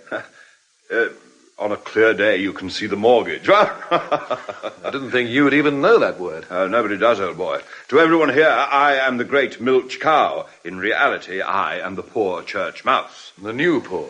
My father's doing, of course. He got rid of immense sums of money before his death. Well, isn't that a way of avoiding paying death duties? Well, it is if you keep it in the family. And he didn't. I was all the family he had. Is that his portrait up there? Strong physical resemblance, isn't there? Yes. Must be very reassuring to a father when his children look like him. Oh, I look like him. Mm-hmm. No doubt about that. But the resemblance ends there, I hope. You didn't get on? No. He hated my guts. Never really understood why. Something you did? Or something you didn't do? I honestly don't know. I've thought and thought about it. I've leaned over backwards, trying to give him the benefit of every possible doubt. Things still utterly baffling. You'll stay to lunch? No, thank you, no. It's very kind of you, but I'd be terrified to disrupt the routine of the hotel. I noticed you were having a word with Elspeth as I drove up. I was indeed, yes. An astonishing phenomenon, Elspeth, isn't she? I'm not sure she isn't the most beautiful girl I've ever seen. I always see her as Deirdre of the Sorrows. Not wishy-washy enough. More Helen of Troy, I would have said. Oh, perhaps. Find her fascinating myself. In a detached way, of course. That absolutely alarming beauty. And that equally alarming ignorance and stupidity. If she wasn't ignorant and stupid, she might take the world apart to see what made it tick. What? Where did you find her? She more or less came with the house. Her mother worked here. All very feudal. First generation serf. Yeah. I suppose you've heard about her encounter with the devil. Yes. He's never very far away from these parts. No, indeed. And if all the yarns are true, he's quite a character. I haven't met him myself, but we have several mutual friends. I suppose we could all say that. I can't see Calder overlooking Elspeth. Oh, he didn't. Was she another scalp at his belt? I believe he made his customary pass. I'm told she nearly slapped him silly. I like her more and more. Well, I'd better be getting along. Oh, have another drink before you go? No, thank you. Better get along. I've things to do. Oh, well, if you must. I walked back to the hotel, past the curving beach, through the pale lemon sunlight to find awaiting me a reception committee. A furiously angry reception committee of one, Detective Inspector Gordon. Well, Gardner. Well, what have I done now? There is humor and humor, Gardner, and yours I find very, very trying. What is this? I suppose you found it highly diverting to send us charging off there on a wild goose chase. What the hell are you talking about? This. There was nobody on the rocks below Craig's Point.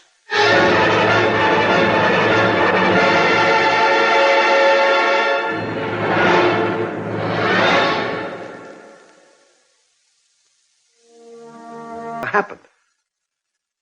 But that's crazy. Something's crazy. But whether it's the story or the storyteller remains to be seen. But I was there when it happened. I saw Ketch, lying there dead. Then why isn't the body there now? Gardner, obstructing the police is a serious business. The best way to obstruct them round here is to leave them to their own intelligence. That's a warning, Gardner. Take it seriously. You fuzz are all the same. When the crunch comes, it's all one-way traffic. Just what am I supposed to gain by feeding you a yarn like that? You can best answer that yourself. No, I can't, so I'm throwing it back to you. You could be trying to confuse the issue. And why would I want to do that? Out of some kind of loyalty to Judy Clark. You don't seriously believe that. Only if I'm being charitable. Damn you and your charity. Save it until Ketch walks in that door and calls me a liar. You'll need all your charity then. Why? Because it'll be Resurrection Day.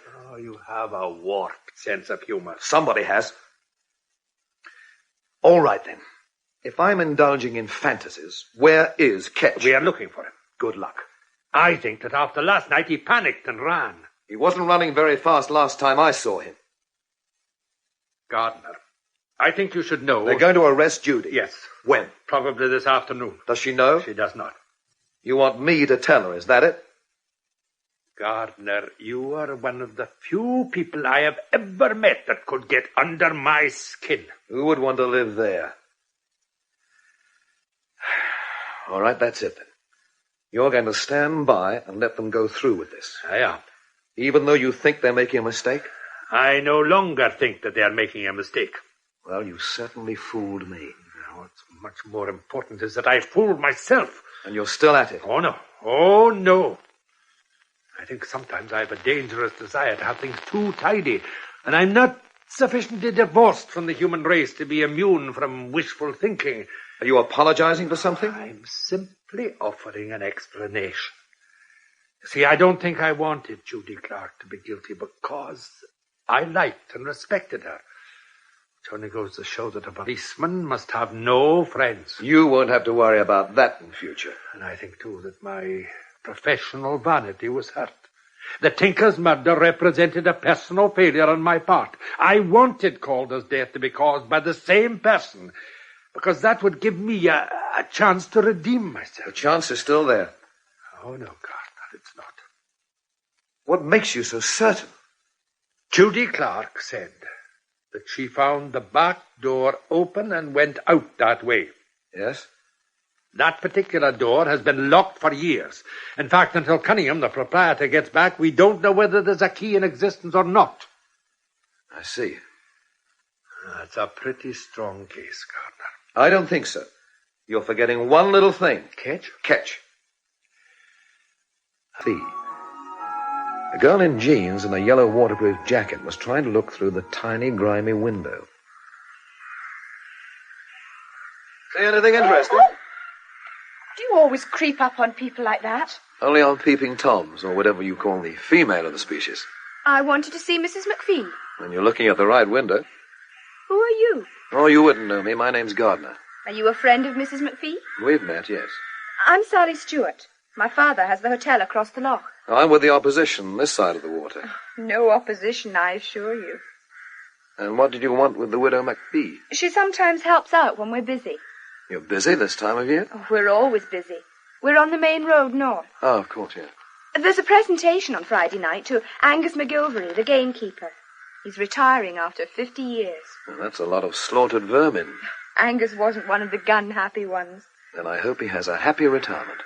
You can come to the party if you like. It'll probably go on till dawn. And the widow McPhee, for once, will be on the right side of the bar. Yes and no. Did you see anything when you looked in the window? Nothing. Black as pitch in there. Well, she did tell me at our first and only meeting that she couldn't afford candles and whiskey. Oh, that's her, all right. Let's see if my eyes can pierce the gloom better than yours. Want to bet? No.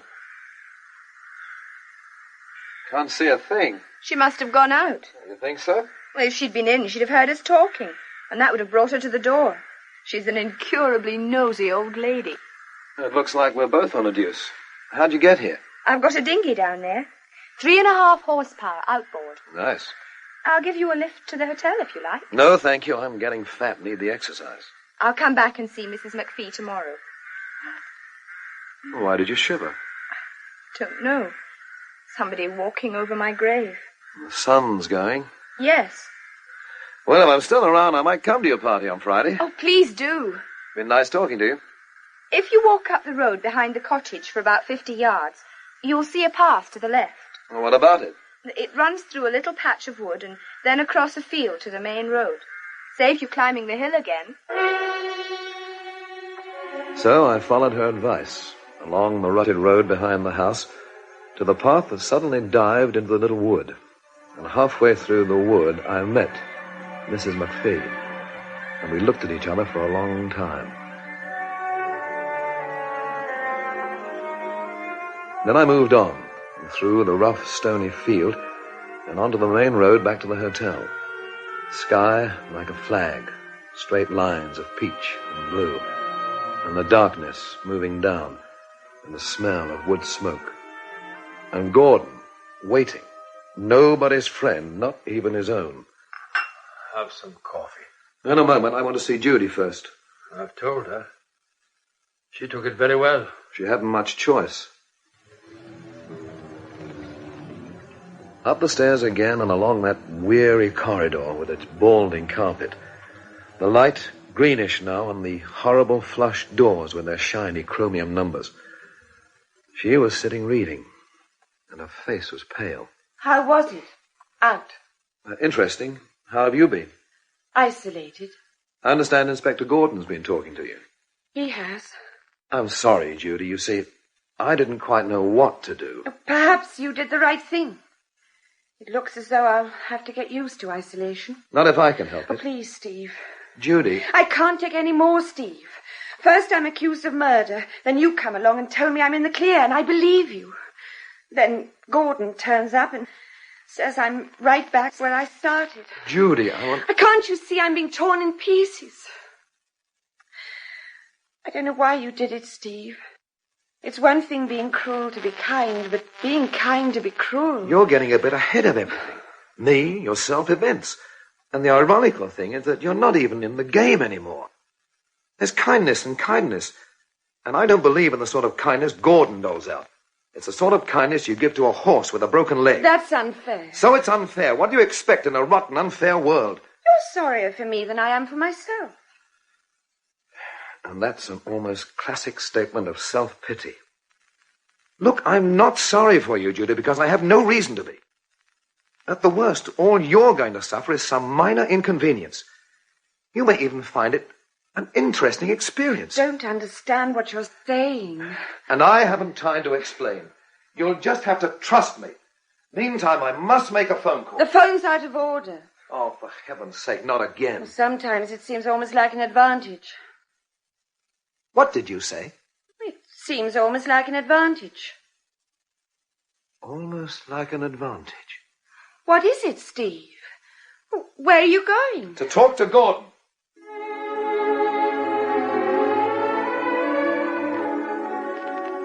Gordon was in the dining room, ruling supremely over a rickety table with an immaculate tablecloth, a pot of milk and a pot of coffee, and 2 colors of sugar, a 3-tiered cake stand, loaded with gentility, cakes, horrible with icing, pink, green, a kind of amber, like edible traffic lights, little triangular sandwiches, like the fins of tiny dwarf sharks.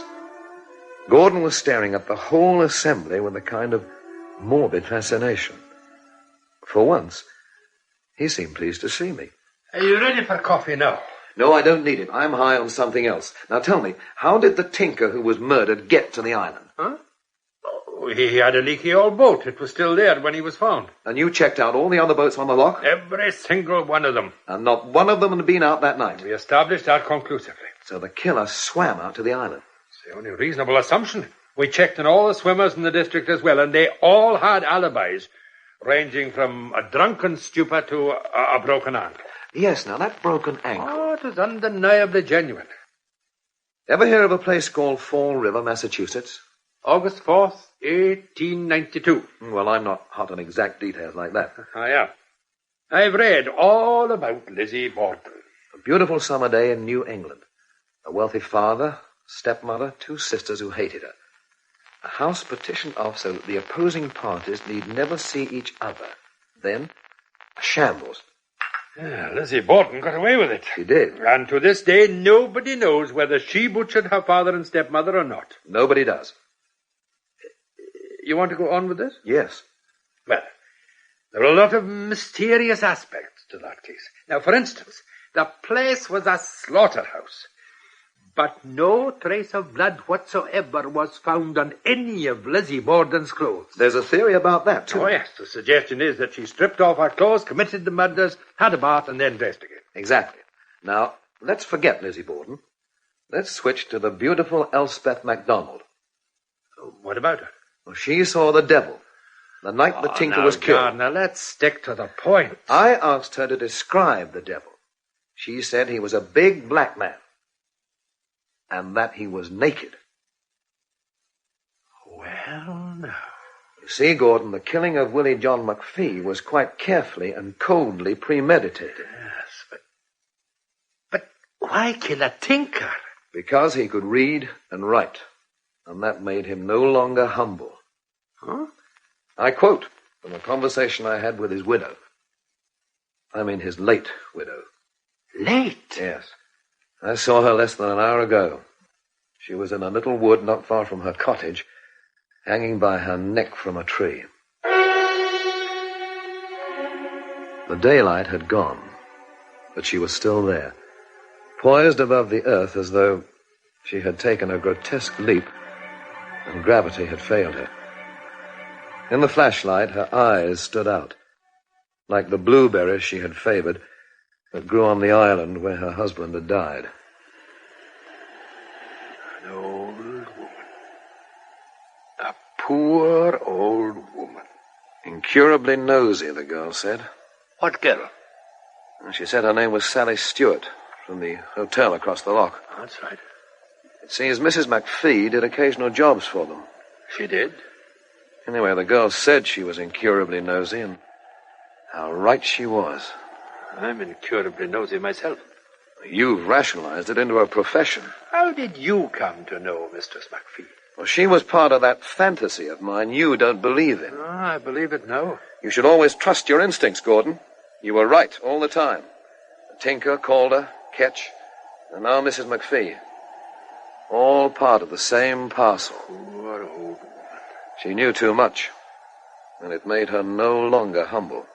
Quoting again? More or less what she said about her husband. Look, you take the car and go back to the hotel. If the phone's working, contact Grant. He may be at the hotel already, arresting Well, if Judy. he is, send him down here. Gladly. All these years in the police force, and I've never come up against a mass killer.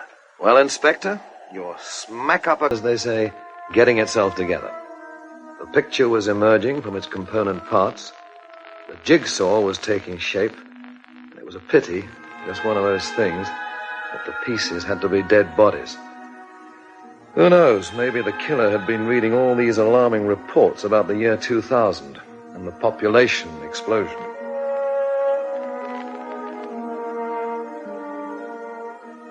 I got to the hotel just as Detective Sergeant Grant was arriving. I said my piece to him, and he never got out of the car. It went surging off, and I stood for a moment watching its lights swing wildly across the night sky. Everything was very still. The first stars were faintly, timidly appearing.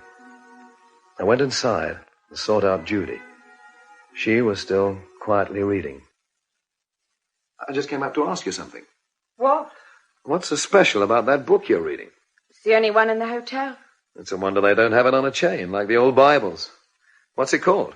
My Life with the Hottentots. All the best writers nowadays are Jewish. Are you trying to cheer me up? If I was, I'd try to do better than that. I wish you would. All right, how about this? You're going home soon. Sick joke? Statement of fact. I don't believe you.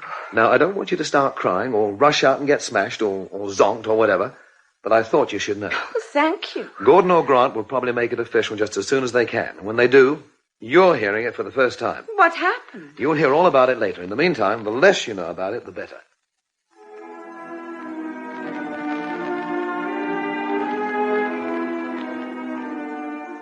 It was 2 hours before Gordon came back. His face was grey and lined, and his clothes and boots were streaked with clay. He had the tired, resigned look of the soldier who has just been through it all and knows that all he has in front of him is to go through it all again, and again, and again. He slumped down in a chair and stared at me as though I was the incarnation of the world's bad luck. I dropped the whole thing in Grant's lap. It's big enough. You don't like it, do you? Question doesn't arise. You don't like or dislike computers. They just are. I need some legal advice. On what? The law of inheritance. I'm no good to you there. Well, who would be? Oh, what tack is this you're on now? Did Captain Bevis's father leave a will? No, he died intestate. Who handled his affairs? Old Jacob Putney. A local man? Yeah. You know him? Very well. I think we should go and see him. We? Right now.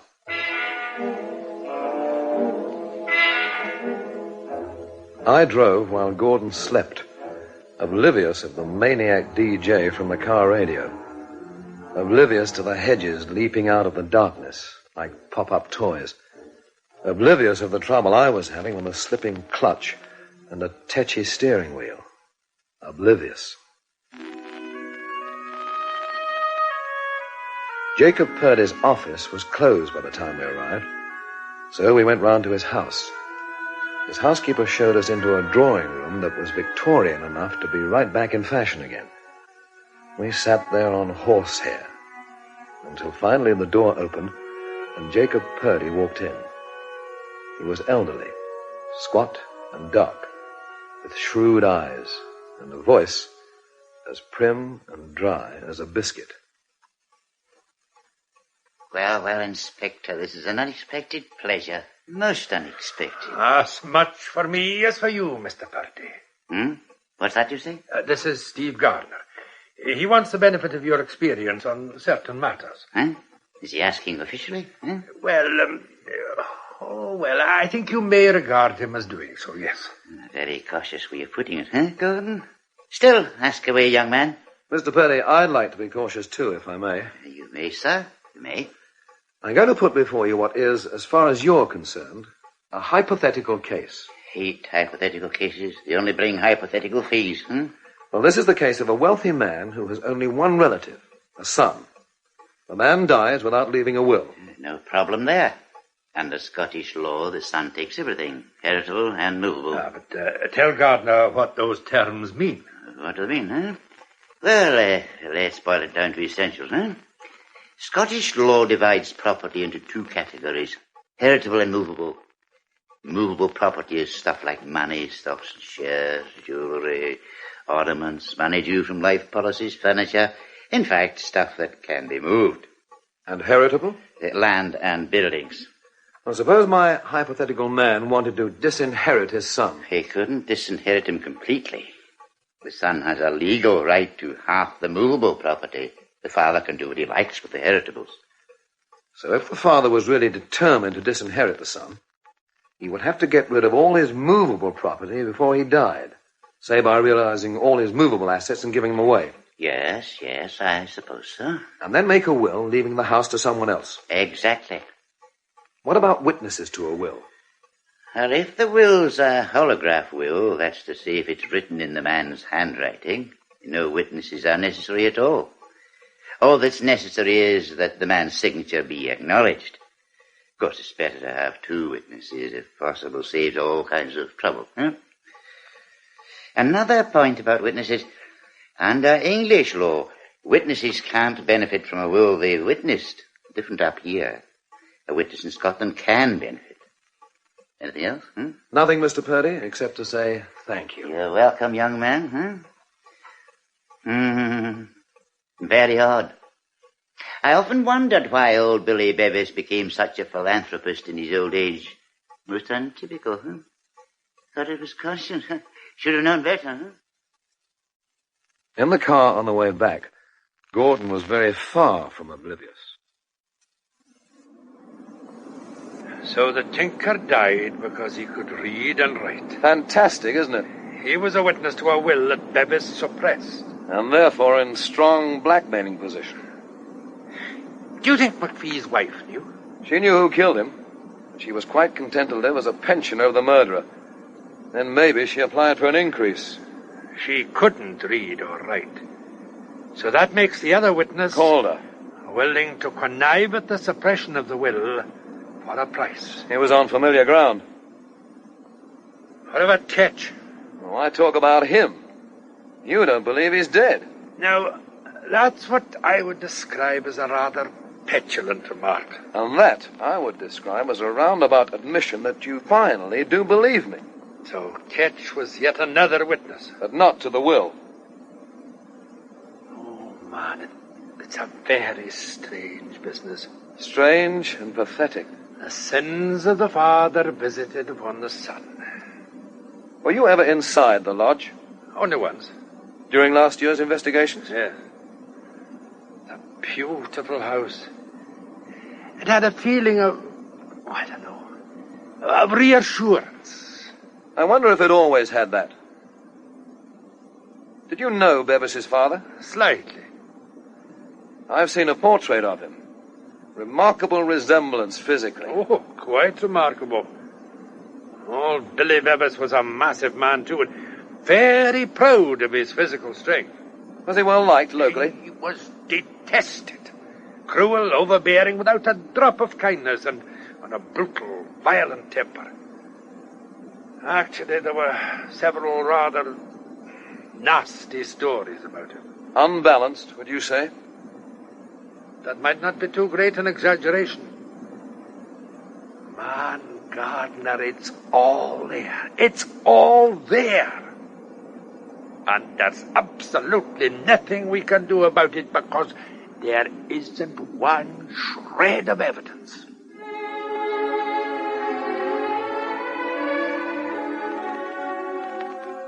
So that night, I went out to collect evidence. Along the ankle-breaking path that swung to and fro towards Loch Darrick Lodge. The plough hanging high above. The water quiet as velvet. The house a silhouette against the night sky. I walked up to the front door, and a dog barked nervously as I thumped the knocker furiously and kept on knocking until up above me a window opened. Who's there? It's me, Gardiner. Who? Steve Gardiner from the hotel. And what do you want?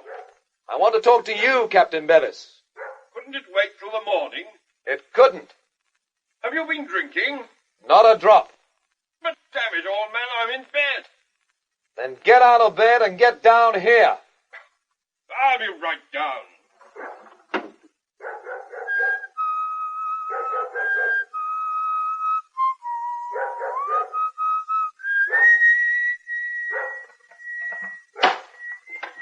Now, sir, what the devil does this mean?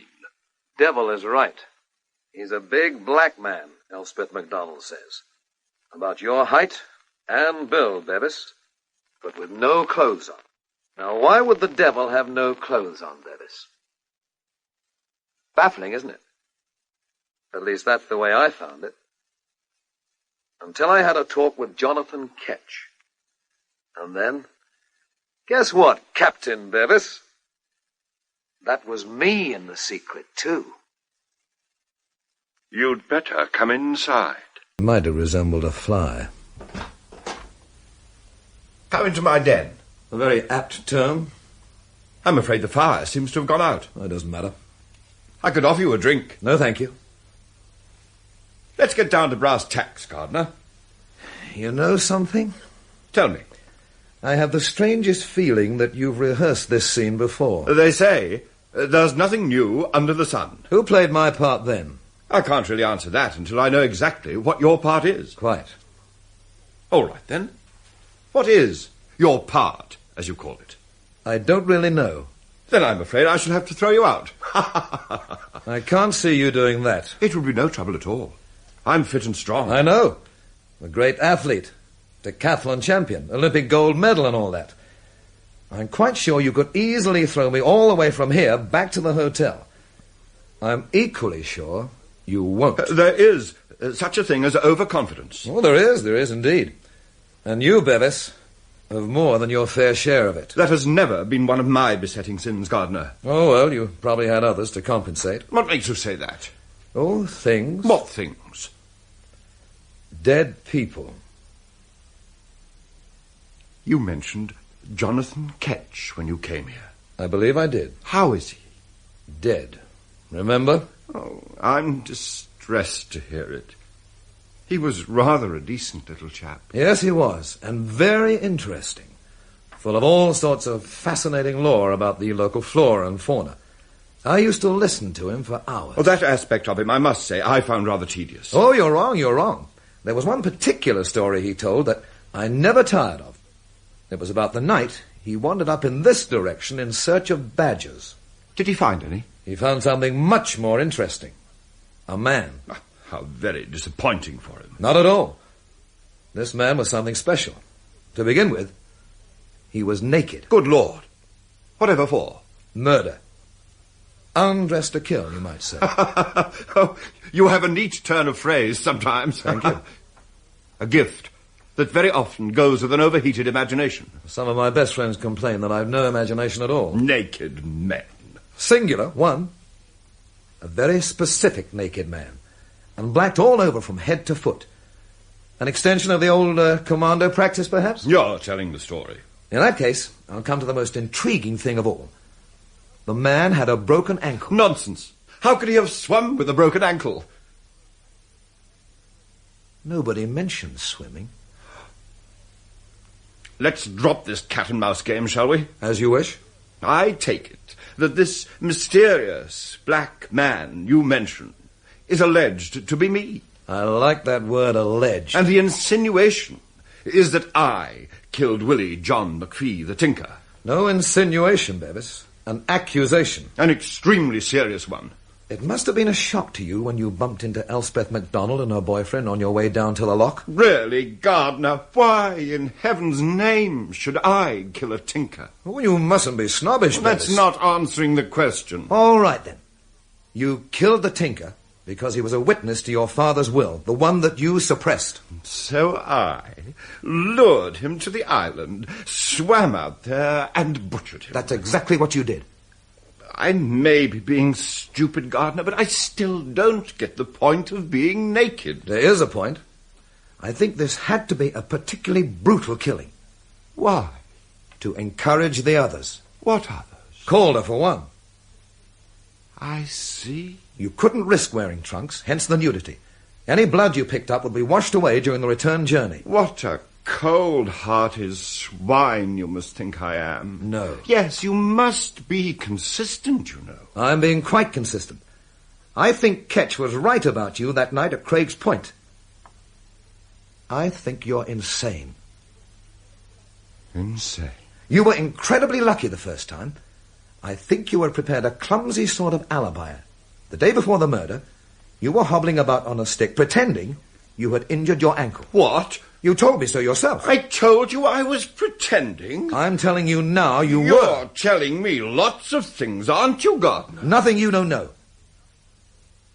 After you killed the tinker, you swam back to the shore. It's a pretty rocky coast along this way, and as you were coming out of the water, you slipped and really did break your ankle. That looked like the end. And then Ketch came along and found you. He was a funny little man with highly subjective views on crime and punishment. He helped you back to the house, and when he heard about the murder, he said nothing. Isn't this a lovely house I have? You did say you liked it, didn't you? The business about the telephone was the only time you showed even a spark of intelligence. You used it to link up your phony sprained ankle with your genuine broken one. You had been phoning and phoning the doctor, but the telephone was out of order. That was the story, and it was good. It made everyone think that your ankle had been broken all the time, and that eliminated you as a suspect. Why do you have to bring up all these unpleasant things, Gardner? I'm sorry if I'm boring you. Oh, good Lord, no. I'm never bored. Never. That I can believe. Did I show you a photograph of my father? I've seen his portrait in the other room. His portrait? Idealized trash. Gives you no idea of what he was really like. This photograph. You'll understand everything.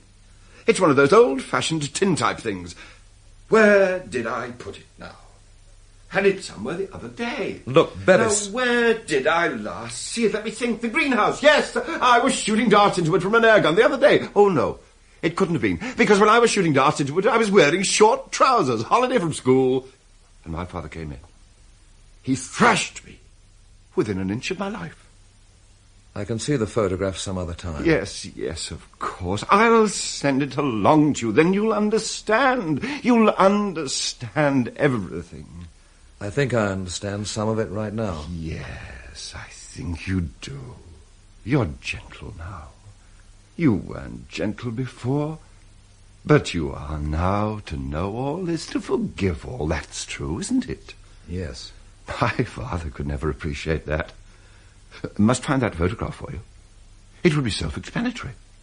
He had very cold blue eyes and a beard that seemed to be made out of metal shavings. He had principles. I hate people with principles. I'm a bit suspicious of them myself. I knew you would be. I am glad I changed my mind about you. So am I. When you came in the door, I thought, oh, no, not another one. First Willie John McPhee, then Calder, then Ketch, then Mrs. McPhee, and now this fellow. You killed them all, didn't you? Oh, yes. I had to, you see. I would have been very sorry about killing you. Why? Well, you see, I rather warmed to you that day when you came to see Elspeth MacDonald. You admired the house, and I could sense that you were genuine. I am. I think it's a beautiful house. It is, isn't it? It's the only thing I ever really loved in my life. Except Mother, of course. She was as beautiful as the house, and as unhappy as I was. We were both really only happy here. My father, too busy making money. Hardly came here at all until after he retired. So you see, this house was more than a house. It was a sanctuary. I used to sail up the loch on my way home after school broke up for the holidays. The steamer slapping its way through the islands, the sunlight dancing on the water, then my mother standing on the pier, waving to me, laughing. You can understand why I never married, can't you? Yes. That reminds me, that girl. The police think she killed Calder. Oh, but that's absurd. Oh, we simply can't have that. Tell you what, I'll have a word with the police and fix all that up. I mean, what's the use of being lord of the manor if you can't use your influence on behalf of a friend? You'll tell the police you killed him? Oh, yes. You had a key to the hotel back door. Yes, I had. Calder was trying to take the house away from you. That's what it would have meant eventually. He had stolen the will my father made. And you'd been paying him ever since? Yes. It was always difficult. Then it became impossible. So he ordered me to sell the house. That was the night you were in the hotel with your estate workers? Yes. I slipped out, went round the side of the hotel and let myself in through the back door. I went up to Calder's room and listened to his monstrous proposal. When I protested, he laughed. Then I saw this long nail file lying on a table. I know the rest. Someone nearly caught me as I was going back out. I didn't have time to lock the door again. Miss Clark found it open. Oh, I'm sure she did. It was some time before I managed to get round to lock it again. Very neat. Isn't it strange how people envy me this house? It's understandable. I suppose so. First my father, then the two Tinkers, and Calder, and Ketch. They all wanted to take it from me. I say, do you think it's possible to love something too much? I think it's dangerous to put all your eggs in one basket. Oh, that may be true about people. But people are different from houses. People are expendable. You've just summed up thousands of years of civilization. Calder used to talk like that. He could be quite amusing. He seemed fond of the house, too. I thought at first that he was sympathetic. I say, let me get you a drink. No, I'd rather not. But I insist. I feel that I'm neglecting my duties as host. No, you're not. Oh, you'll make me feel much better if you accept. All right, then. A drop of that malt you admired. I'll be back in a moment. Soda or plain water? Water, please. Well, here I am, back again. Put that gun away, Bevis. Just like the others, aren't you? Put that gun away. You're particularly like Calder. You pretend to like the house and you know too much. I'm not like Calder, but I don't want to discuss anything at gunpoint. I'll put the gun away, cleaned and oiled when I've finished with it, and you. You're mad. You really think so? Yes. In that case, all your sympathy has just been so much hypocrisy. I can't stand that sort of thing. Can't stand it. Oh, I'm glad I found out about you in time. You're a sick man, Bevis. It's the world that's sick. It's a sick world that forces me to do all this killing. I hate violence. I hate it. But what other option have I got? Listen to me. You've talked enough. Yes, perhaps I have. I'm sorry about this, but... You don't really care about this house, do you, Bevis? I care about it enough to have done all the things I've done. But you've never actually killed anyone in this house, have you? Never. You can't kill me in here. Why not? Because if you do, you're profaning your own shrine.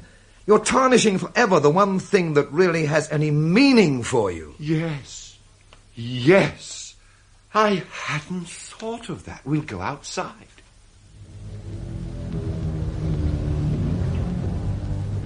Once again, the narrow corridor.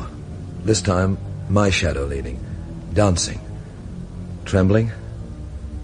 Does a man's shadow become different when he walks to the gallows? To the execution block? I can't remember. Outside, the drenching moonlight. A world of black and white. Its value is unequivocal. Dark absolutes. The moon, full and bright and conquered. A fox barked, like someone clearing his throat. Behind me, Bevis moved noiselessly. This'll do. Here. You've had it, Bevis. Why don't you realize it? Are you ready? As ready as I'll ever be. I'll count to 3. 1, 2, 3. There's blood. All over my hand. Oh! Whoa! Back into McCallum! Get after him! Be a fool, Bevis! See where you are, come on! That was pretty fancy shooting, Gordon. Oh, you and your foolish heroics. I know. I didn't realize just how mad he was. Oh, well, it's all over now anyway. He won't get far. But Bevis did get far. Far enough to lose them in a landscape he knew better than the policemen, gamekeepers, foresters who had been born and brought up in the countryside and boasted acquaintanceship with every blade of grass and sprig of heather.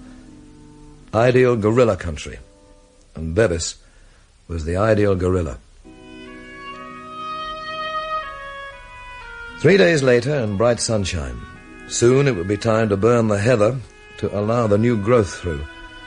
And high on the hill, a menacing line of men, moving across diagonally, beating the biggest game of all, a human being.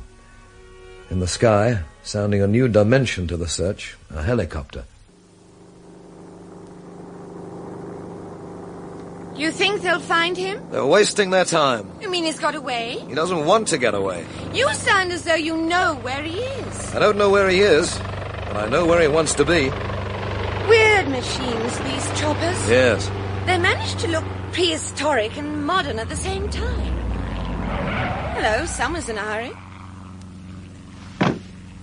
It's your flatmate and my old enemy, Celia. The local police have gone out of their tiny official minds. Somebody told them you were coming. Roadblocks all the way up. Are you all right, Judy? I'll tell you about it later. Well, Mr. Gardiner, I told you to take care of Calder. Looks like you've done just that. I was too far behind in the queue. Where is he? You probably passed him on the way up. All right. I'll buy it. Where is he? Ballarock, the police mortuary. Is this true, Judy? Yes. They're looking for the man who did it. That explains the roadblocks. Yes. I just lost a bet with myself. What was the bet? That if Calder ever got chopped, it would be by a woman. Oh, the police had that bet with themselves for a little while. Well, who did they favor? Me. For heaven's sake, Judy. Well, why didn't you let me know?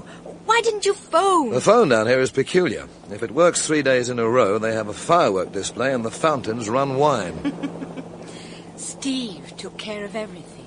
Well, that was the brief you gave me, wasn't it, Celia? I know you mean well, Celia, but sometimes I wish you'd let me live my own life. Oh, I do.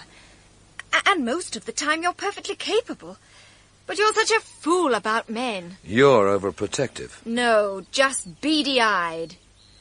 I drove down here to see if you were all right, Judy. And am I? I think you should come back home with me right now. Now, wait a minute, Celia. I think that's good advice. Well, I'd feel I was running away. From what? That's what I call a very good question. Look, I think you've had enough of Lochdarrick. Enough to last you any ordinary lifetime. I don't think I ever want to see this place again. Then start not seeing it as of now, darling. Pay your bill, pack your bags, and I'll have you back in the swinging city in no time. What about you, Steve? I'll hang on here a little longer. But I will see you again. You'll see me again. All right. I'll go and pack.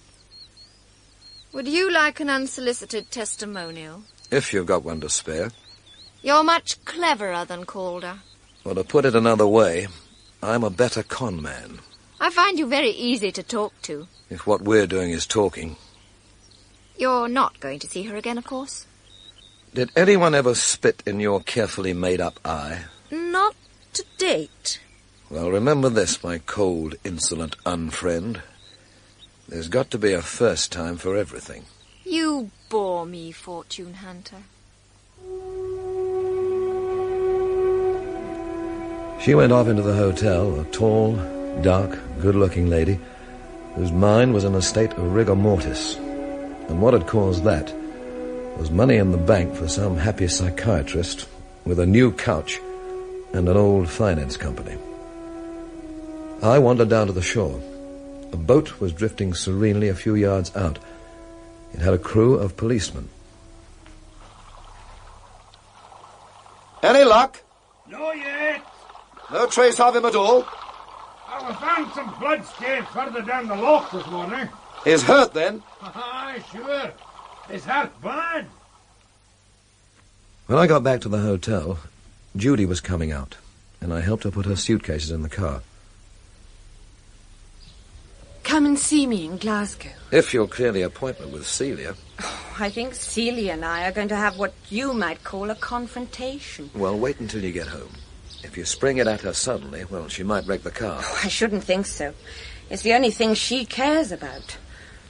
I feel as though I'm breaking up a beautiful friendship. Which would have happened eventually in any case. Are you sure? Yes, I am. I've been feeling restless for some time back. I don't want to stay up here any longer. All the things that have happened, my uncle's death, Calder, even Celia. Well, I know it's wrong to blame a place for the events that happened to you in that place, but... Where will you go? I've always had a secret notion for a house in the Thames, with a lawn that runs down to the river. Well, the great thing about being rich is that you can make secret notions like that into realities. Do you resent my having money? No, no. Other people's money never bothers me, only my own, or the lack of it. Let me do what I want to do. Then, when the smoke's cleared, we'll get together and see what happens. Well, you know where to find me. And this time, I'll be taking incoming calls.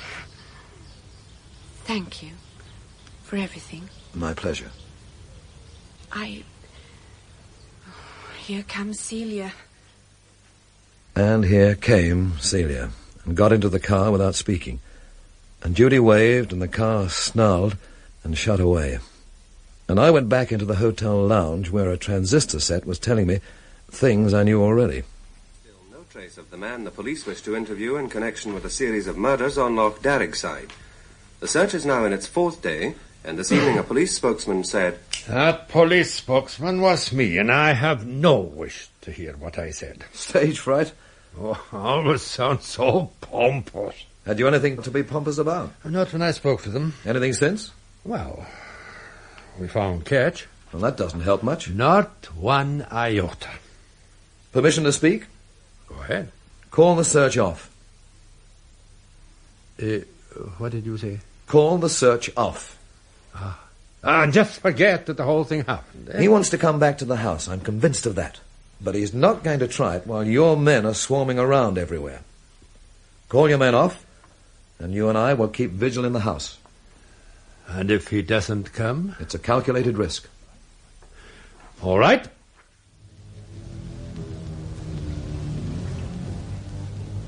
He didn't come the first night, and we sat through the chill hours listening to the sounds of darkness, investing them with nervous meanings, wrapped in our mutual tension, willing the man out there to creep into the house and end it, to bring peace to us and to himself. He did not come. I have a sinking suspicion, Gardiner, that you and I are making fools of ourselves. No, he's hurt, and he's not thinking too well, but he'll come.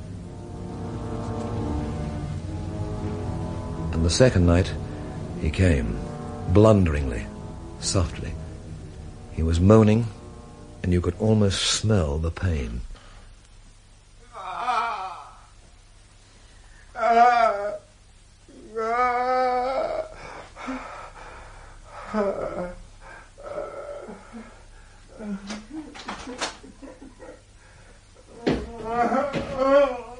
He's gone into the bedroom next door. Well, come on.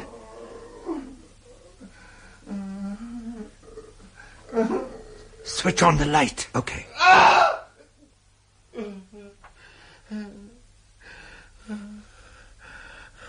Father, I'm sorry. Wicked. I'll pray tonight. Forgiveness. Oh, we've come to help you, Bevis.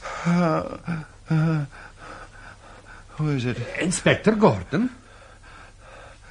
Is someone with you? Steve Gardiner. Apologies. No, we'll get you a doctor. Waste of time. Gardiner. I'm still here. You knew that you'd come back to the house? Yes. I can't see anymore. Whish, now don't try to talk. Must. Luxury. Won't be able afford much longer. I had to die in the house. Loved.